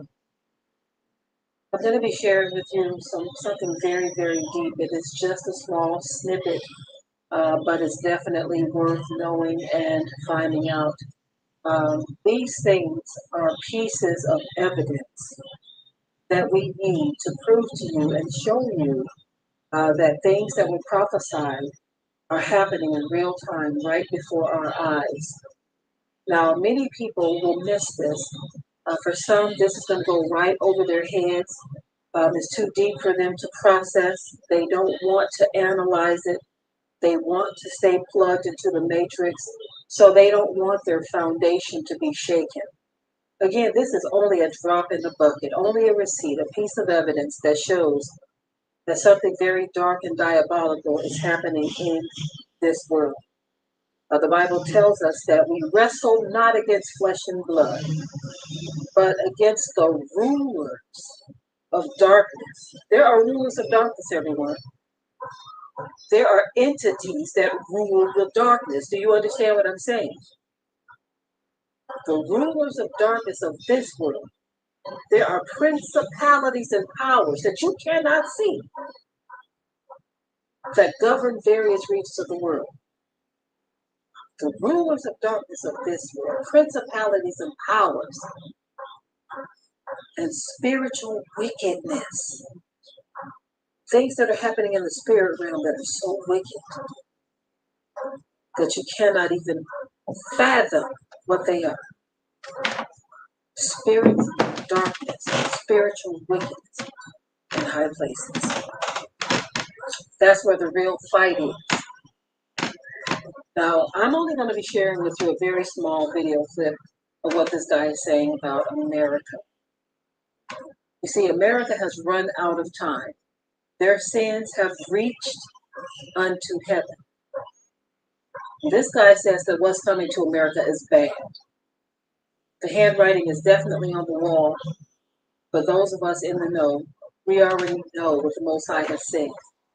We already know his strategy and his plan against the workers of iniquity.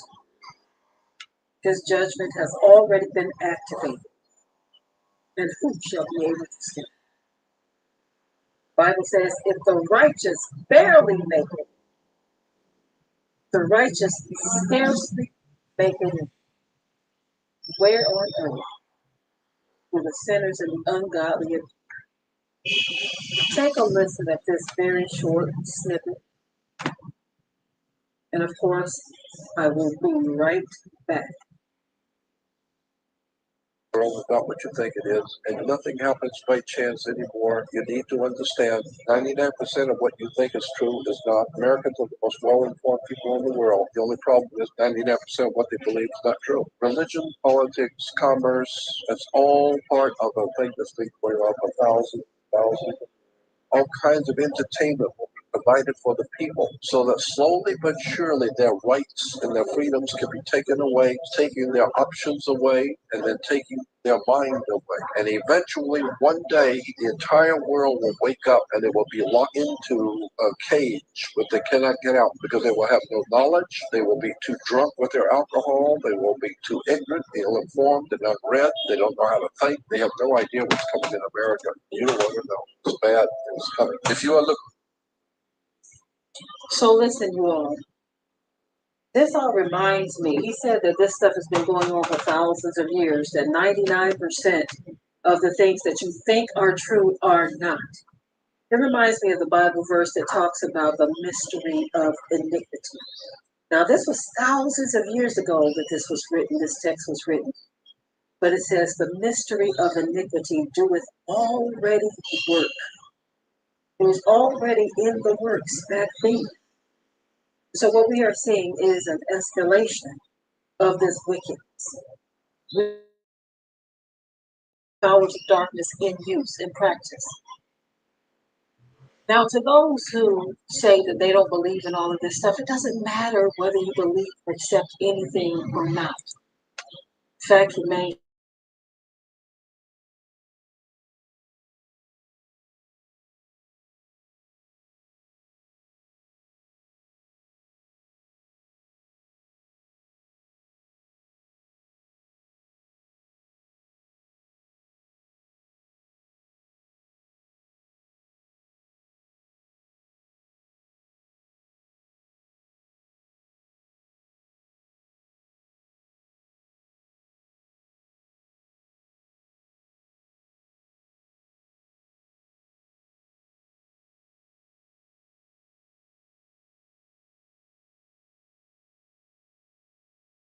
With the truth, so that we can speak the truth, share the truth, and know the truth.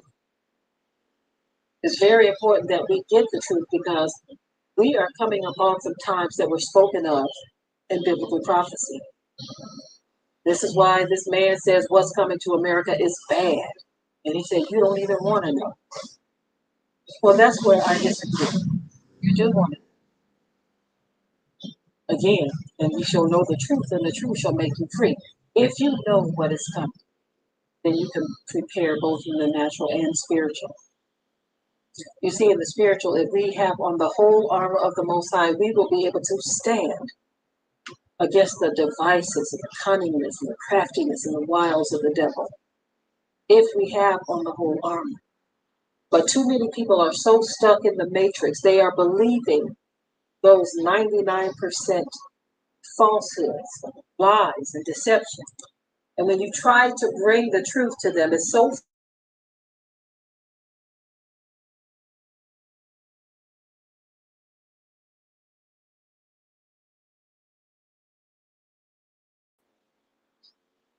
woe unto you all good, evil good. You see, we are living in a world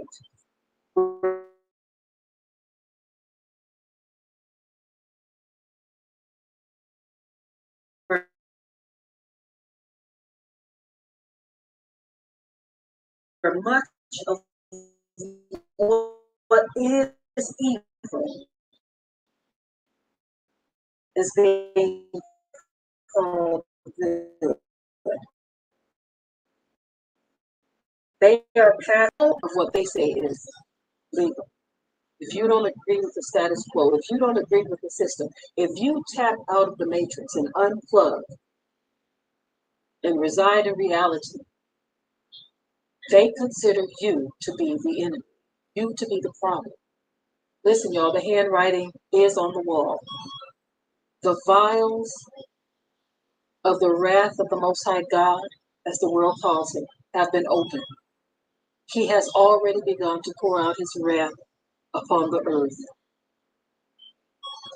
And there are specific judgments slated for specific regions of the world, specific groups of people. America is under a hard and a heavy judgment. It is only going to go from bad to worse. You wonder why certain things are happening right now. Why there is talk of civil WAR. Why they had this strange election. This is a very strange election, everyone. Very strange. You see one guy who is the immoral epitome of narcissism. You have a woman who is racially ambiguous, with all kinds of hits and all kinds of classifications,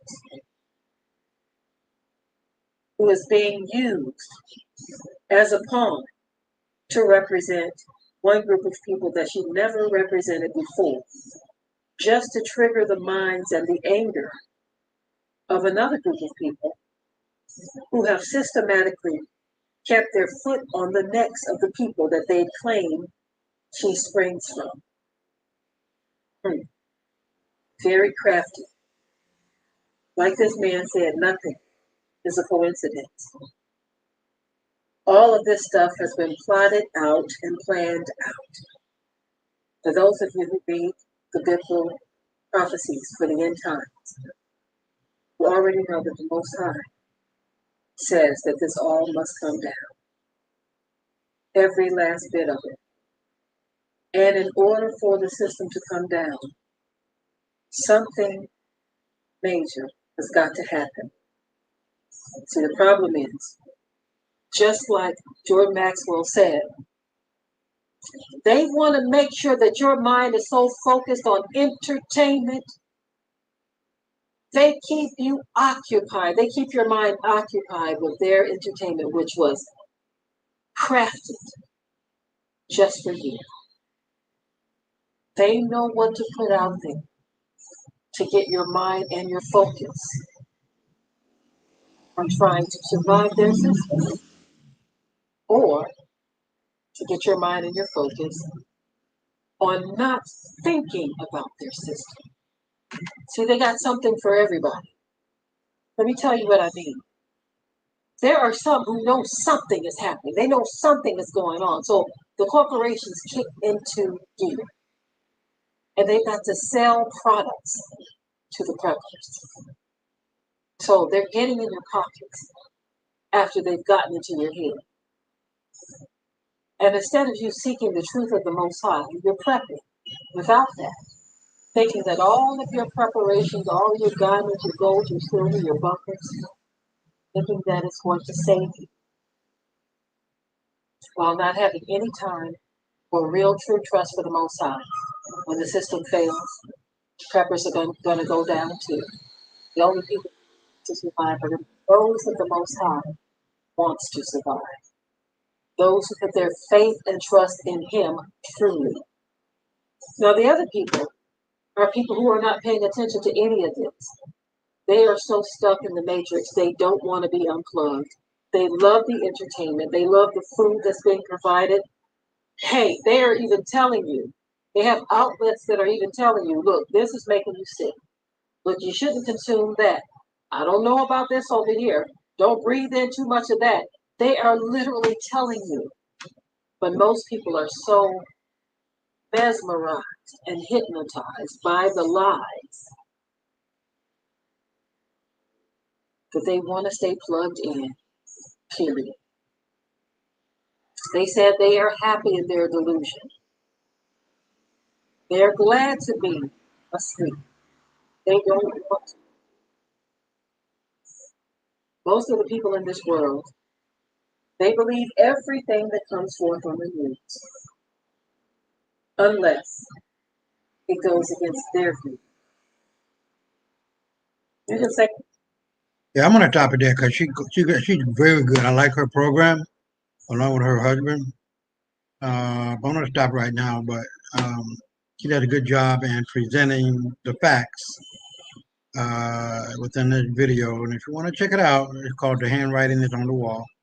America has run out of time by Proverb 31, School of Wisdom, and they are very wise. But the actual people who are going to be doing the saving is yourself. Common sense is not common. So hold on. I'm gonna check out. What? Oh, okay. We got that one at 12 minutes long. Then I'm gonna go right on to uh, the um, the other one that I have here. So let me see. Right.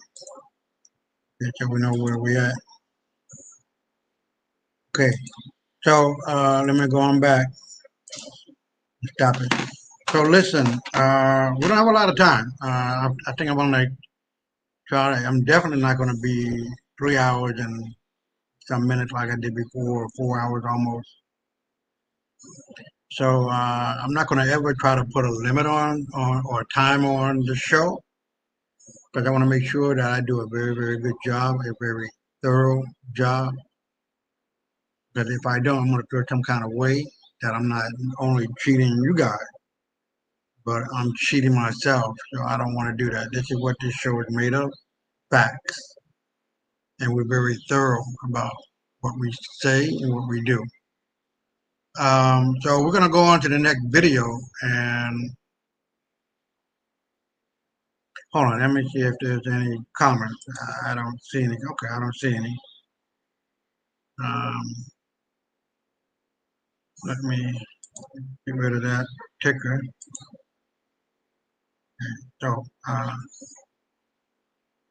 so one of the tickers that I have is evil always destroys itself in the end, and always for those who take part in it. Always ALWAYS and always ALLWAYS. If you know me, you know by now I'm an author of 2 books. Oh, that's go to B1. I'm the author of 2 books, best-selling ebook series on Amazon.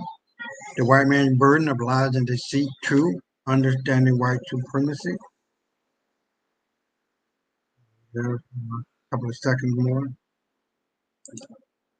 And the other one, the very first one is almost 1,000 pages for $18, $19, somewhere around there. And the second one, which you just seen, is about 700 pages long. So, and this is the first one.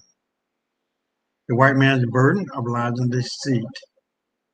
And it deals with why do white people hate black people so much. And I've never seen a book dealing with that topic thoroughly as much as I did. I've seen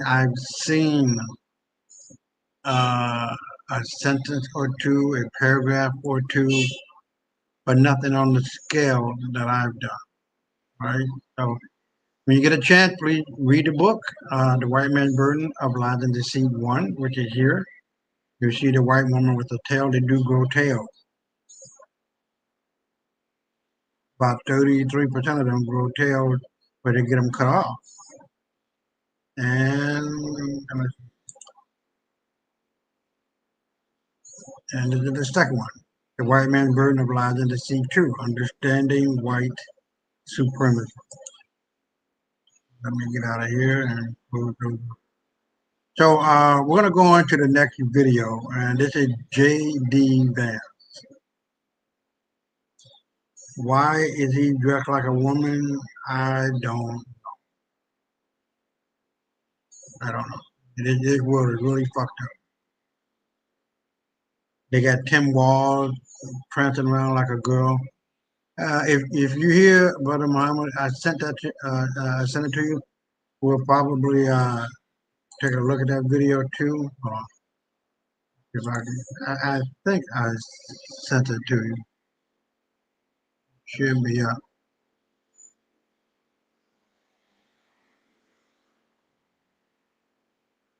No, I don't see it.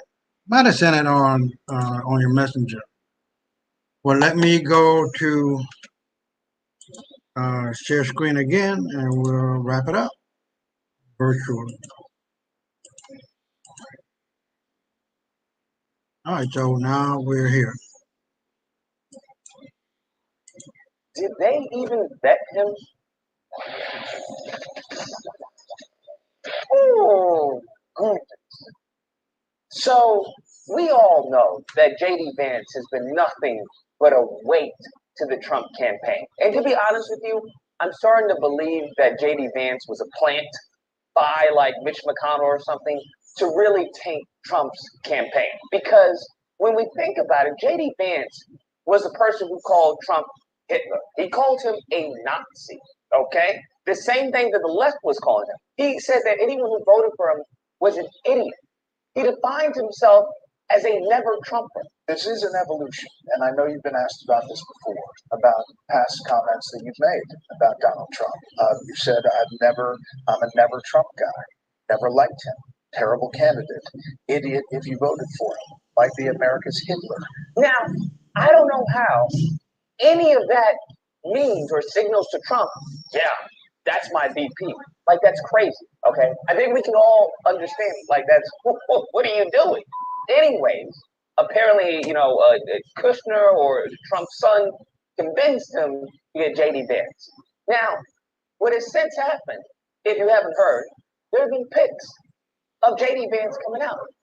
And these pics are of him cross-dressing. He got a blonde wig on. He got a dress and or a skirt going on, and he seems. What's really problematic about these pictures, to be honest with you, is that he seems very comfortable. There's even one where he's like posing for the camera, like not like laughing, right? Because if you had a party or something, you all having fun, you just like ooh, He's like serious with it. He's just very somber with one. The other one, he's trying to be I don't know what he's trying to do, but it's really weird. Okay, it's it's really weird, and I'm starting to think that they didn't even vet this guy. Like they didn't vet him at all. And knowing Trump, he probably was like, "Are you sure this is a good guy?" Yeah, trust me, Dad. He's a great guy. And he was like, "All right, let's just bring him on, Mr. President. We need to do some opposition research on it. We need to find out what's out there, what the skeletons are." No, there are no skeletons. He's fine. He's fine. I feel as we get closer and closer to November, more and more is just going to come out of the woodworks. And I'm just like, why wouldn't you vet this guy for pictures like this? Because I find it very weird, at least at the bare minimum, hypocritical. For you constantly talking about, trans and this and look at what they're doing to the kids and all that. And they got pictures of you as, the left, some of them are calling him a trans, some are calling him a cross-dresser. I guess the only person who truly knows is J.D. Vance himself. But, you couple that with the whole couch rumors, it's not adding up, bro. It's not looking good because I don't see any, as far as I don't see JD Vance helping Trump with the white vote as much as Waltz is going to do with Harris. I don't see Harris. I don't see Waltz and Vance reaching the same crowd, and that's a problem for the Trump administration. That's a significant problem because if Trump is breaking his back carrying this campaign, and Vance is doing nothing, then he can't do that. Right? It's just not going to happen. He's not going to be able to do this alone.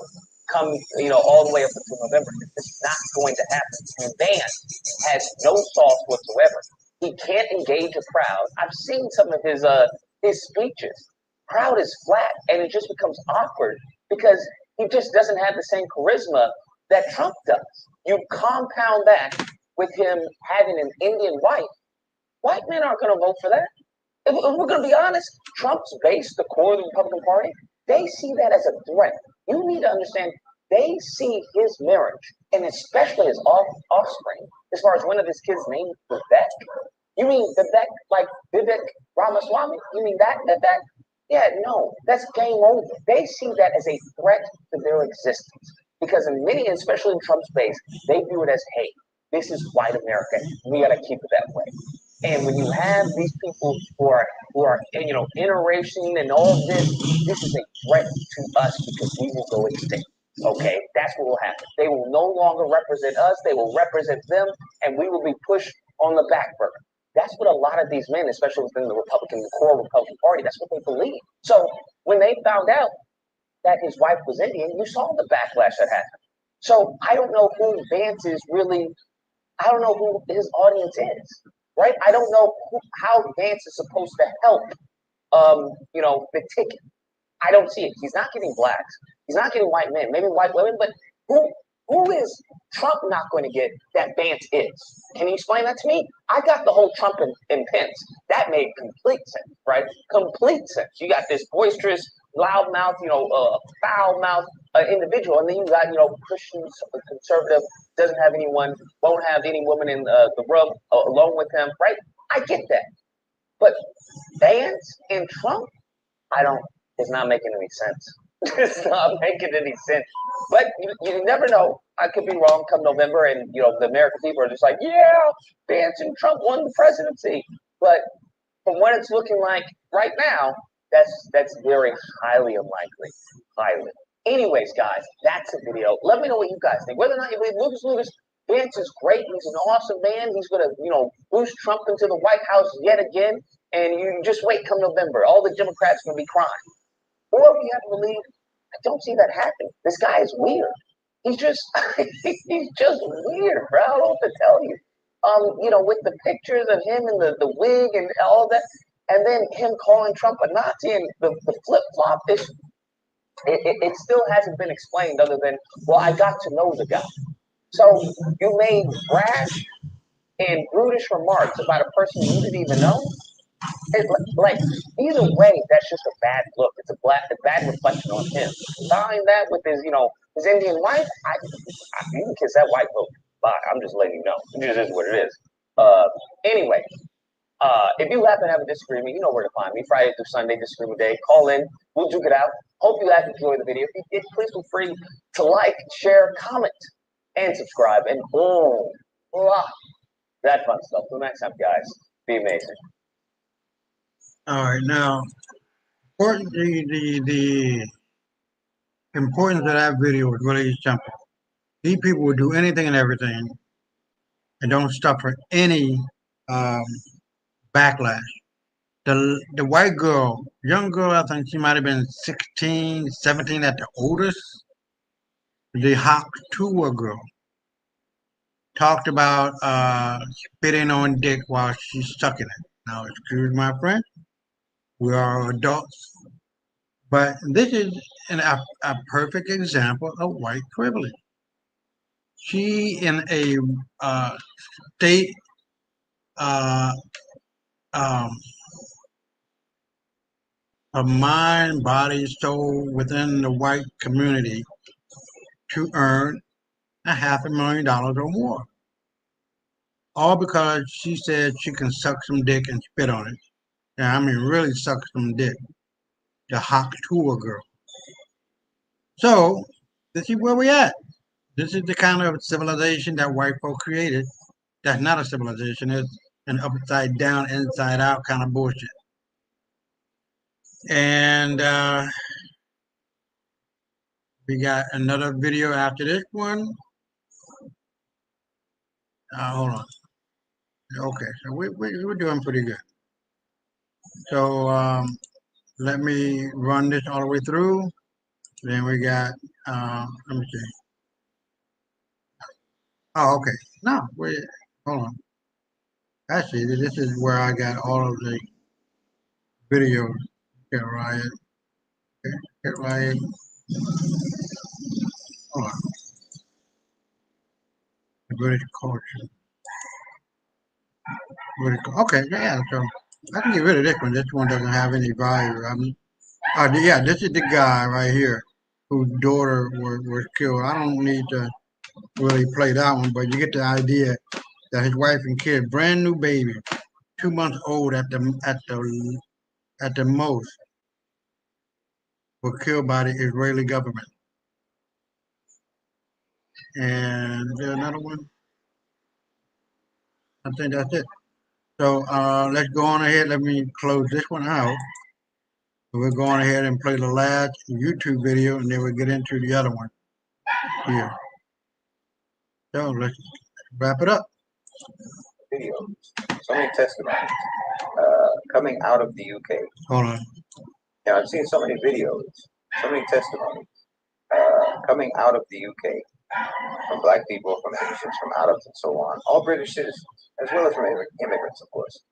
But so many people expressing like trauma and shock, disappointment, grief over these riots and these attacks. Frankly, I don't know why. I mean, I don't know how you could have ever convinced yourself that you're living in a healthy, civilized society where any of this should shock you.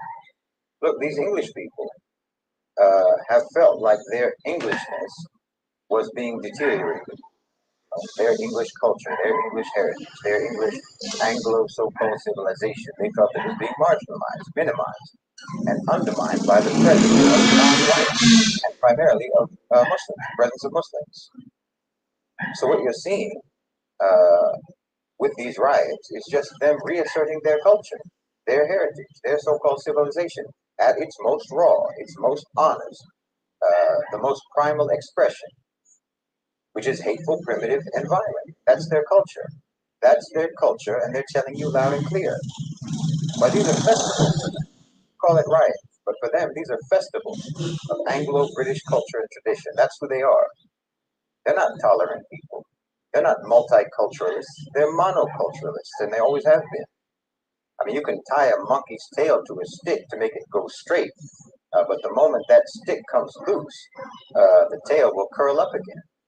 You can't artificially change a society. No, you can't artificially change the nature of a society. And you should already know. You should already know the nature of that society. Since it was almost exclusively because of the violent, tyrannical, supremacist nature of that society, that the countries that your parents came from, your grandparents came from, and so on, that's why their countries became so unlivable that they had to immigrate to that miserable island to begin with. I mean, how did you think that people who were brutal colonizers and enslavers in your country were somehow completely different when they got home? I mean, don't you know that the highest domestic violence statistics are in the homes of police officers? No, no one is savage on the job, but gentle at home. They were in your countries, robbing your countries, pillaging your countries, destroying your countries, because they thought you deserved it. And they look at you the same way now. They look at you on the streets of London, on the streets of Brighton, on the streets of Manchester, Bristol, Liverpool, and Cardiff. They look at you the same way that they looked at you when you were on indigo plantations and when they were starving you to death in Bengal. They look at you the same way that they looked at you when you were on tobacco and sugar and cotton plantations in the Caribbean. The same way that they looked at you when they were stealing your lands in Kenya, stealing your lands in Zimbabwe and everywhere else, and forcing you into mines and forcing you onto plantations to deliver all of your natural wealth into their hands. I'm telling you, they look at you the same way now. When you're on their streets, they look at you the same way as they looked at you when you were in your countries of origin. They hunted you over there, and they'll hunt you over here. In fact, they'll hunt you even more savagely when they're on their home turf. I mean, do you think that a wolf is more dangerous when he's outside and less dangerous when you're right there in his den? Well, everybody knows that a wolf is even more violent when he thinks he's protecting his den than when he's out hunting. So I don't see why you're surprised. I don't see why you're shocked. I mean, it would be different if your history with them was different. You know, if they had come into your countries, if they had come into your lands as traders and as merchants and just did business with you in a respectable, civilized way, but that's not what they did, is it? So, I mean, if you're the victim of a brutal home invasion, where you get assaulted and robbed in your own house, what makes you think that the criminal who did that to you is going to welcome you as a guest when you show up at his door? So, yes, they felt that their culture was getting pushed aside. And now they're holding parades all across the UK to celebrate who they are and to remind you who they are and to remind everyone else who they are. And listen, I'm well aware that this is orchestrated, that it is calculated. I'm well aware that what's happening in the UK right now is all part of the destabilization project that has been in progress for at least as long as the Ukraine war has been in progress. I'm the first person to point that out. I'm the first person to talk about that. I know that's what's happening because I said it would happen. And it's going to get worse. I know that Tommy Robinson is on the payroll. I know he's an agent of disruption, but he's not the only one. I know that's why they specifically choose to hold their Anglo Pride parades in heavily immigrant and minority areas, precisely to inflame, and precisely so that English people can see the police crack down on white nationalists. That's just to promote the white nationalist narrative. You know, immigrant and so-called minority might have been whites. The whole point of that is just to advance that narrative, to still present racial hate. Everyone knows that Tommy Robinson is paid by higher ups. Well, those higher ups are exactly that. This racial and ethnic strife is sought by the elites of the society. Because, like I said, time and time again, Europe, including the UK, is slated to be nothing but a conflict zone. But the point is, they're able to do this because that racism, that white supremacy, that brutal, violent heritage and culture is their heritage and culture. And they never rehabilitated themselves from it. They never civilized from it. They have been barbarians for millennia. And that's what they are today. To one extent or another, all they did was medicate those hateful, violent tendencies. They sedated it. They treated the symptoms, just like the pharmaceutical industry does, just like they do with illness. You know, they never cure you. They just medicate the symptoms so that it'll be dormant without ever actually treating the underlying condition. Well, that's the same way that they've dealt with their perverse hatred and their racism and their penchant for violence. They just put a Band-Aid on a tumor. They plaster over a cyst with foundation makeup and blush so that you can't see it. Or anyway, so that you can't tell whether what you are seeing is what you think you're seeing. You know how they talk about microaggressions and implicit bias and all that? Well, that's what I'm talking about. It's like radiation that escapes through a landfill of toxic waste because you never actually got rid of the waste. You tried to bury it. But no matter how deep you bury it.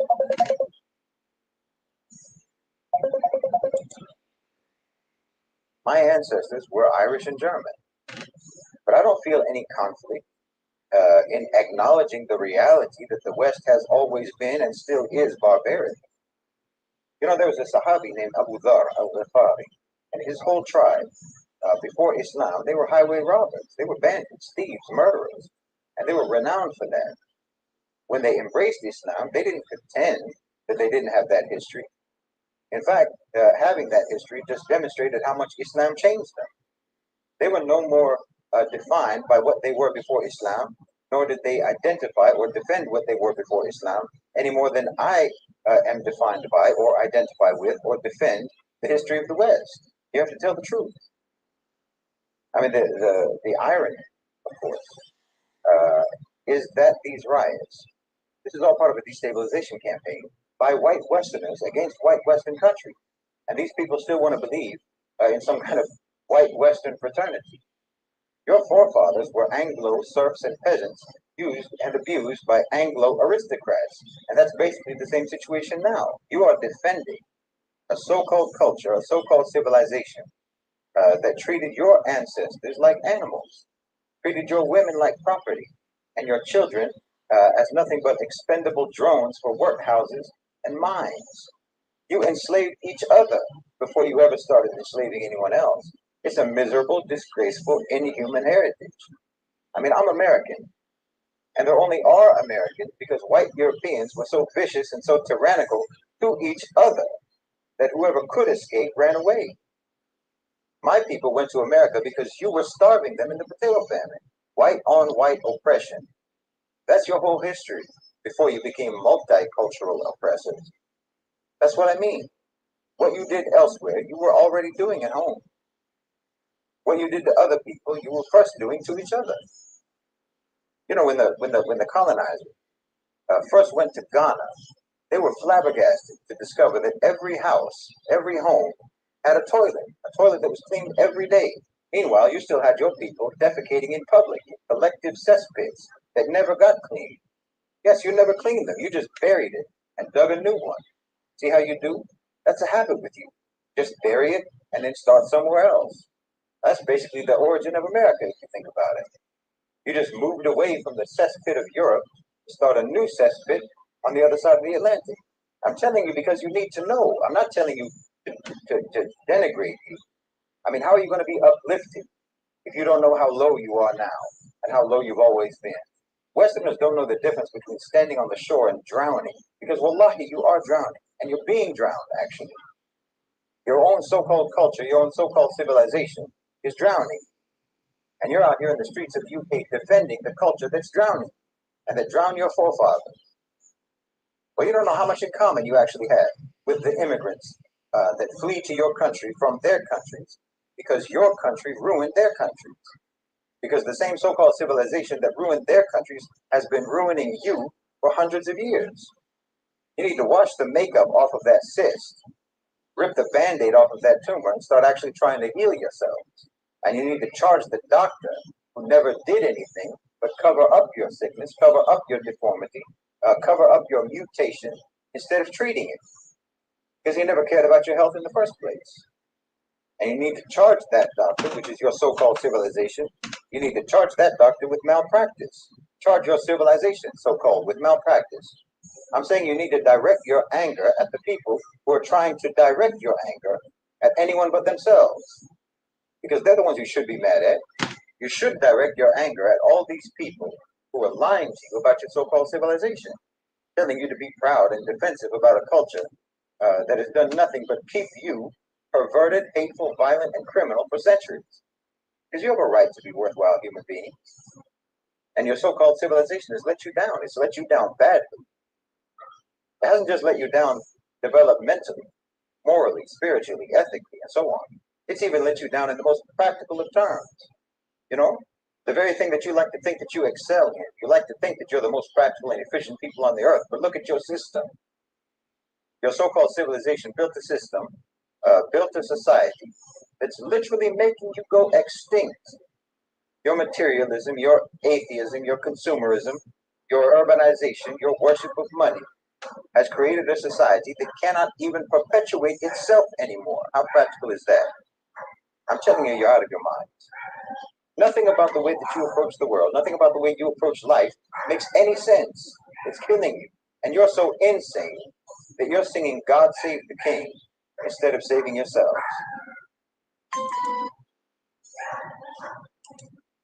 Now, shit. Okay. Now, I know I played that before, but I wanted it to be played again for emphasis because this guy is so on point in regard to what he was saying. These people are just brutal. White people are just fucking brutal. They don't give a damn. And no matter how you try to slice it and dice it, they're going to still act a damn fool. Because to them, white is right, and I'm white, and I say so. It's the name of the game and the rule to the game. So We're going to go on and let me see what we do here. Excuse my Facebook. So, what we're going to do, we're going to go to Maurice's Facebook page. Now, one of the things that I wanted to talk about is like every now and then, you need to shore up your you need to show up your belief in our ancestors because we're the most powerful people on the planet. Period, hand down, no discussion, no argument, no nothing. If it wasn't for the black man and woman, we would not and could not be in existence. The black man and woman, we are the black universe in human form, filtered down from the universe. Now, in this one, this one says Greenwood boasted a variety of thriving businesses such as grocery stores, clothing stores, barbershop, banks, hotels, cafe, movie theater, 2 newspapers, and many contemporary homes. When white folk didn't have all of that shit. Greenwood residents enjoyed many luxuries that their white neighbor did not, including indoor plumbing and a remarkable school system. The dollar circulated between 36 to 100 times, sometimes taking a year for currency to leave the community. That's how close and unified we were. And we are a cursed people and a blessed people. The more united we are, the quicker we can get out of this shithole with these children of ours and beat their motherfucking ass because now daddy is at home. But if we stay disunited, I guess that's the word, or ununited, then we're going to stay in this shithole. It really is just that simple. Politically united, economically united, spiritually united, physically united, because we cannot fight with just one finger, 2, 3, 4. We need all 5. All right. White people currency in their neighborhood, excuse the dog, circulated less than 1 time, if you can imagine that.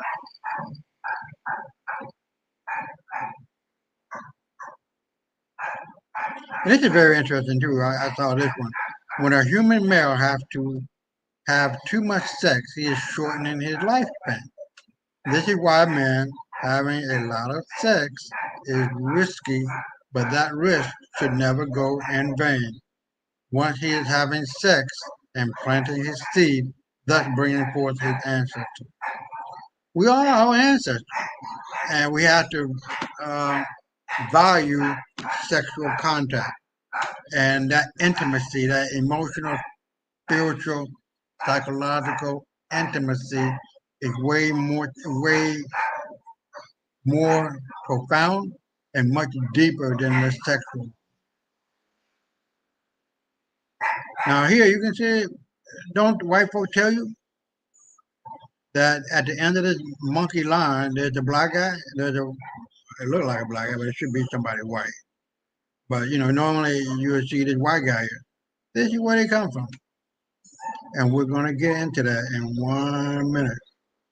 Now, this was interesting. Stephen Michael wrote this.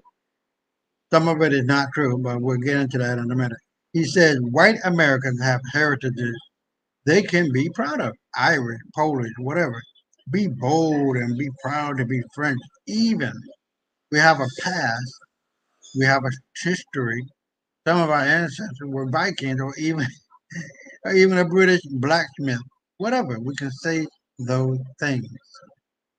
That's not true. All of the original Irish, Polish, whatever, French, these were black people. So black people in America don't have that luxury. They had their history stolen. What he just fucking said. The British, the Irish, the Poles, the Danes, the Scots, the Vikings, these were all black people. Stolen from them.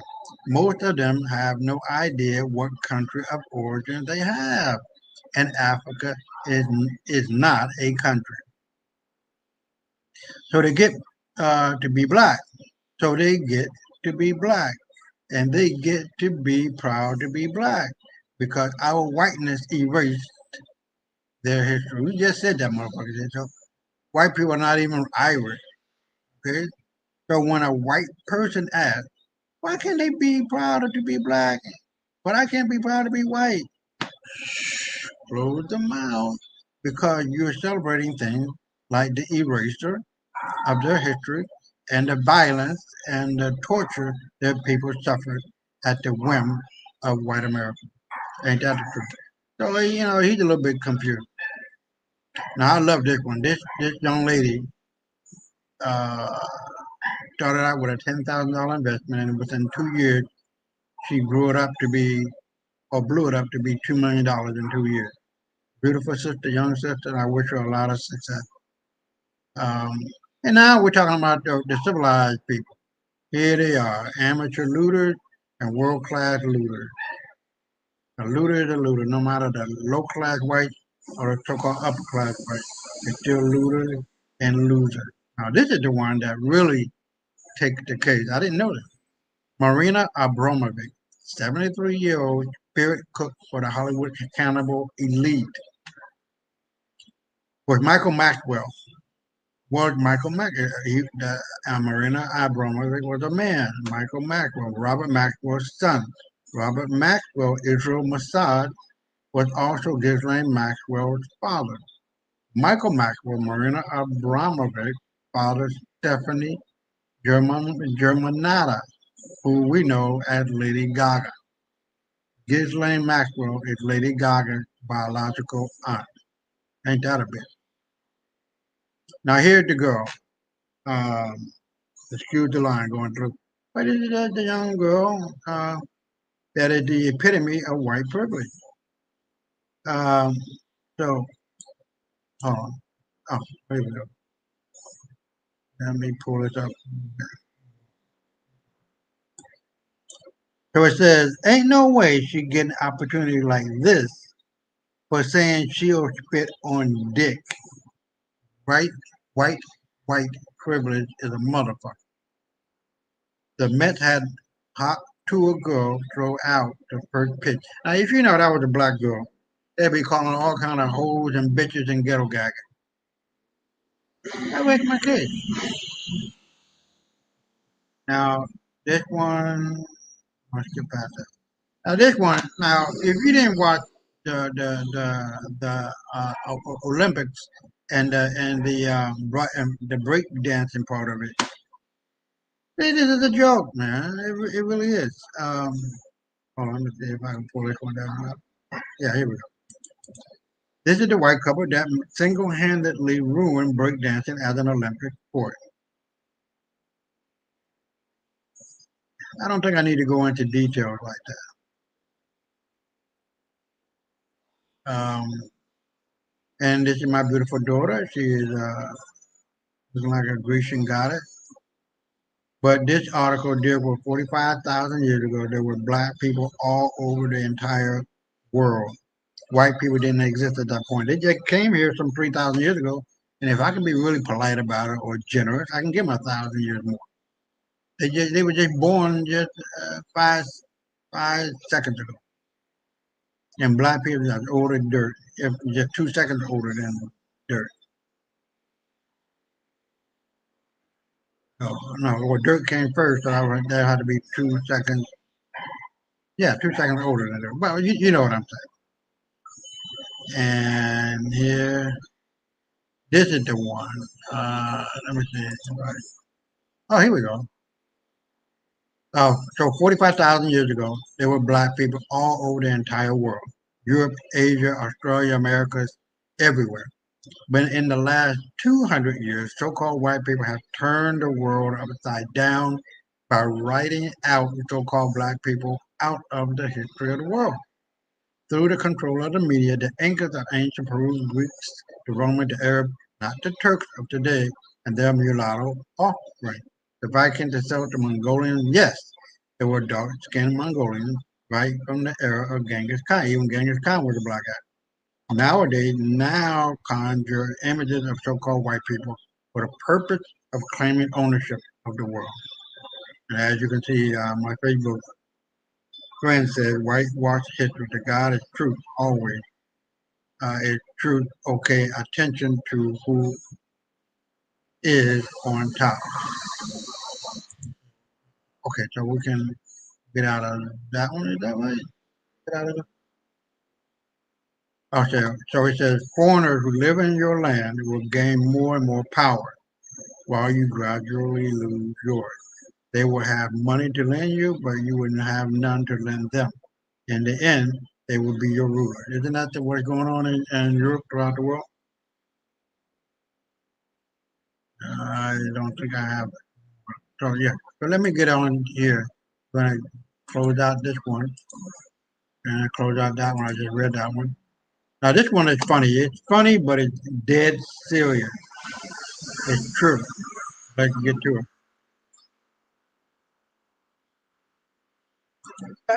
The place to the Blake? Is it Oh, I'm even sorry. safe? Hold on. Yeah, I'm Kevin. I'm from England. Hey, England? The place to the Blake? Is it even safe? Yeah, I heard you people don't even wash. Once is England. It's nice. I wash. My mum makes me. Made me. I heard in England that you boil your beef and eat it. No spice. True. Ugh, so backward. So backward. No offense. I don't mean to offend, but ugh, yeah. Ugh, Nelson says, huh? Ugh. Oh. No. It's all right, Bala. You only need to repeat me in front of strangers, not in front of friends. Does that mean I'm a friend? Of course, careful. Tomorrow, will you ride with me as we head to Cairo to meet with the Sultan? Yes. Yes. He said yes. Yes. He said yes. Yes. He said yes. Go. Yes. I cannot wait.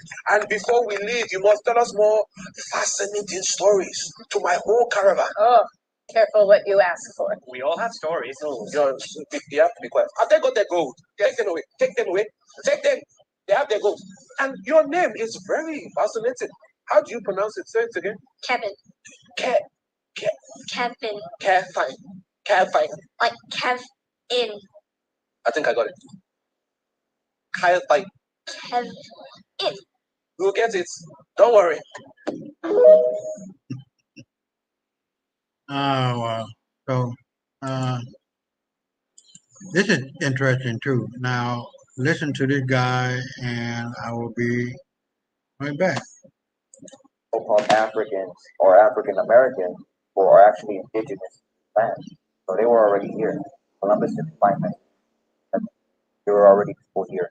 And he was in search while he was studying prophecy and scripture, trying to find the holy people that were promised the land that was located to the west, which was essentially us. When he came on this land, he called us Indians because he thought he landed in India, which wasn't true. But we're melanated people. Some contain a little bit more melanin than others, but we're still indigenous to this land. This land is ours. So all this reparations and stuff that they want to give, 40 acres and a mule or whatever, that's privilege. That wouldn't account for anything. That's blasphemy against our people, black and brown. We need our land back, point blank. There's no amount of money that can substantiate the amount of killing and bloodshed that's been done on our people, point blank period. So I don't know. It would be somebody at me asking you, hey, how much do you think you're worth? Are you worth 40 acres and a mule? Oh no, I think you're priceless.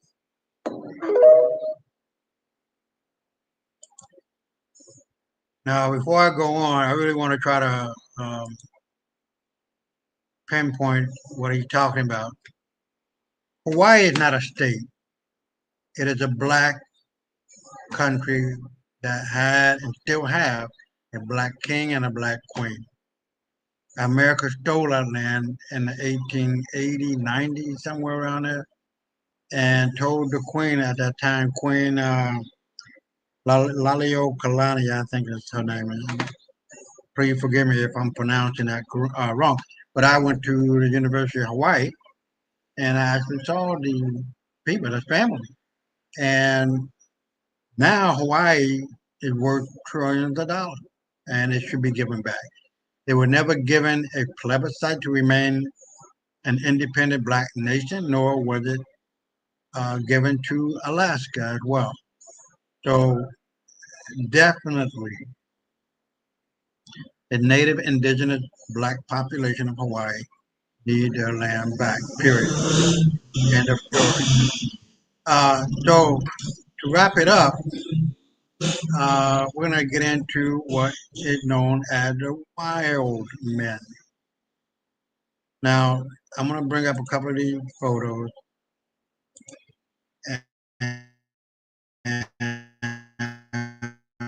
we're going to really take a good look at it.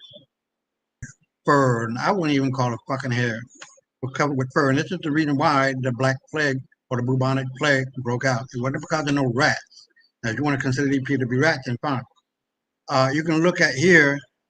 You can look at the long nail that they had, fur all over their body, and attacking the Black King and Queen in their castles. You can see the men here with their bow and arrow shooting the beasts of burden, the barbarians, the less than human people. They're not even human. The only real human beings on the planet are black people. Homo sapiens sapiens. These are humanoid people. These are Caucasoid people. These are Europoid people. They're not human. And as you can see how our ancestors defended themselves from these motherfuckers, they were killing them. We killed them and got them out of Egypt. We killed them and got them out of Greece and Rome. And now we're killing them again. And this time there's no more saving them. They can't be saved because they're going to always be how they are. You heard that throughout all of the videos and other things that I pointed out, that they will never change. They will never be civilized. They can't be civilized. And we did this 3 times. 3 strikes and you're out, buddy. Fuck what you heard, go with what you know. So as you can see, these people were covered with hair.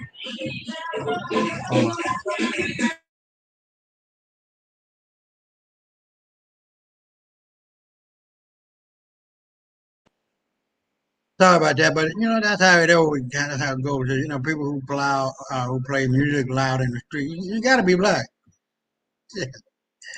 You know what I mean? But let's go back and let's see this again, and see if we can find some more. And here you go, covered with hair, lice and bugs and all this other kind of shit. Smelly. They never wash their ass, and you know they take a shit all in the hair. Do I really need to go into this shit? Look at them. Wild men, they're called. And this is all in the European Museum. These are their ancestors, white folk ancestors. They don't have an ancestor we're talking about. Look at them.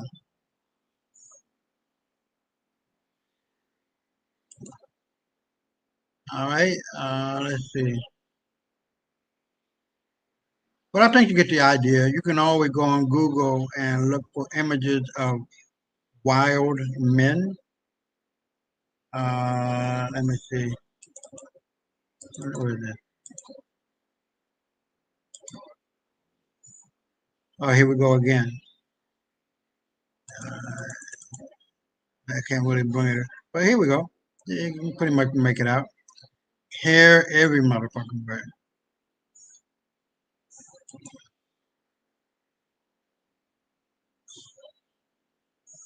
And so these are the people we're dealing with, guys. These are barbaric people dressed up in Armani suits with Armani belt and shoes on.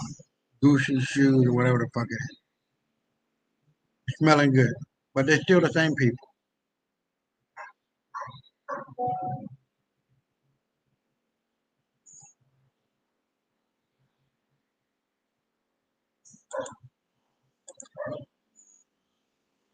Oh, okay, so I guess this is a little bit close. You can see the nails on these motherfuckers.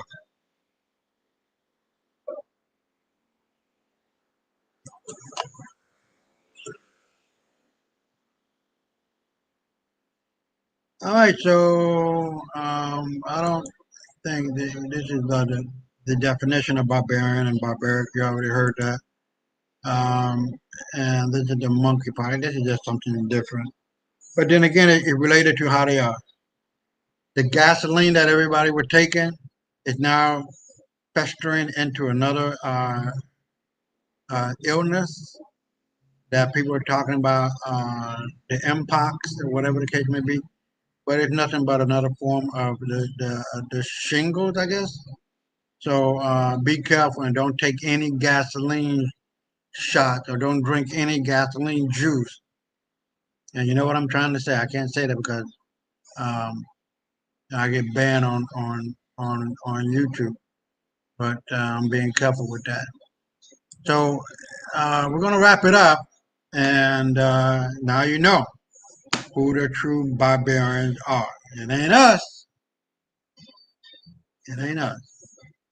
It's the pale-skinned white people, children of ours, that have gone far, far too long without being corrected and dealt with a strong hand, pimp hand that is. So they can't escape this. You know what I mean? They can't escape the punishment that is on their ass right now. So let me get on out of here and going back. Oh, okay. And so now we're coming up to the end of the show. I really appreciate you guys sticking with me. I hope I done made my point clear and that that you enjoyed the show. So if you enjoyed the show, please follow me on X, Isaiah Israel 15, Isaiah Israel 15, on YouTube, WMB of Lies and Deceit, and on Rumble, the WMB show. And make sure you check out my books online. It's the #1 best-selling ebook series called The White Man's Burden of Lies and Deceit, Book 1. And oh, I didn't even do the introduction. I'm sorry. I'm just going to do the closing part. And then the second part of the book is called The White Man's Burden, Understanding White Supremacy. And if you love the book 1, you're going to really love book 2. So with that being said, let's close it up, and I'll be right back.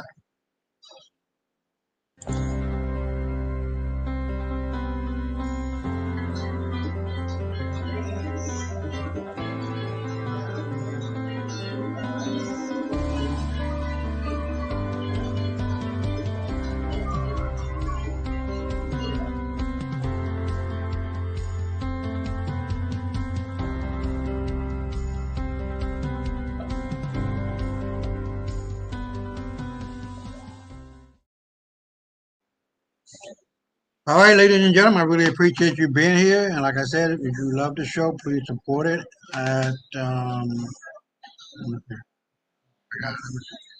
I should have this stuff ready.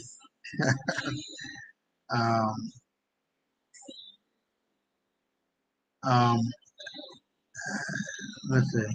Well, we can take our time to try to bring it up.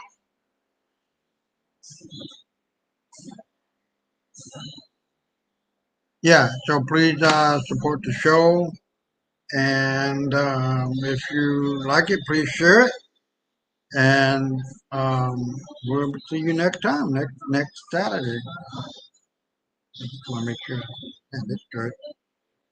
The neck of it is getting kind of wide. I don't know why, but it's a Temu shirt. So what kind of thing? Oh wow! And I have the fan on, guys. Don't talk about me on the show tomorrow. I have the fan on, keeping me cool right now. We don't have an air conditioner. It's hot. It's hot as fuck. But anyway, thank you for joining me, and we'll see you guys next time. Peace and stay black.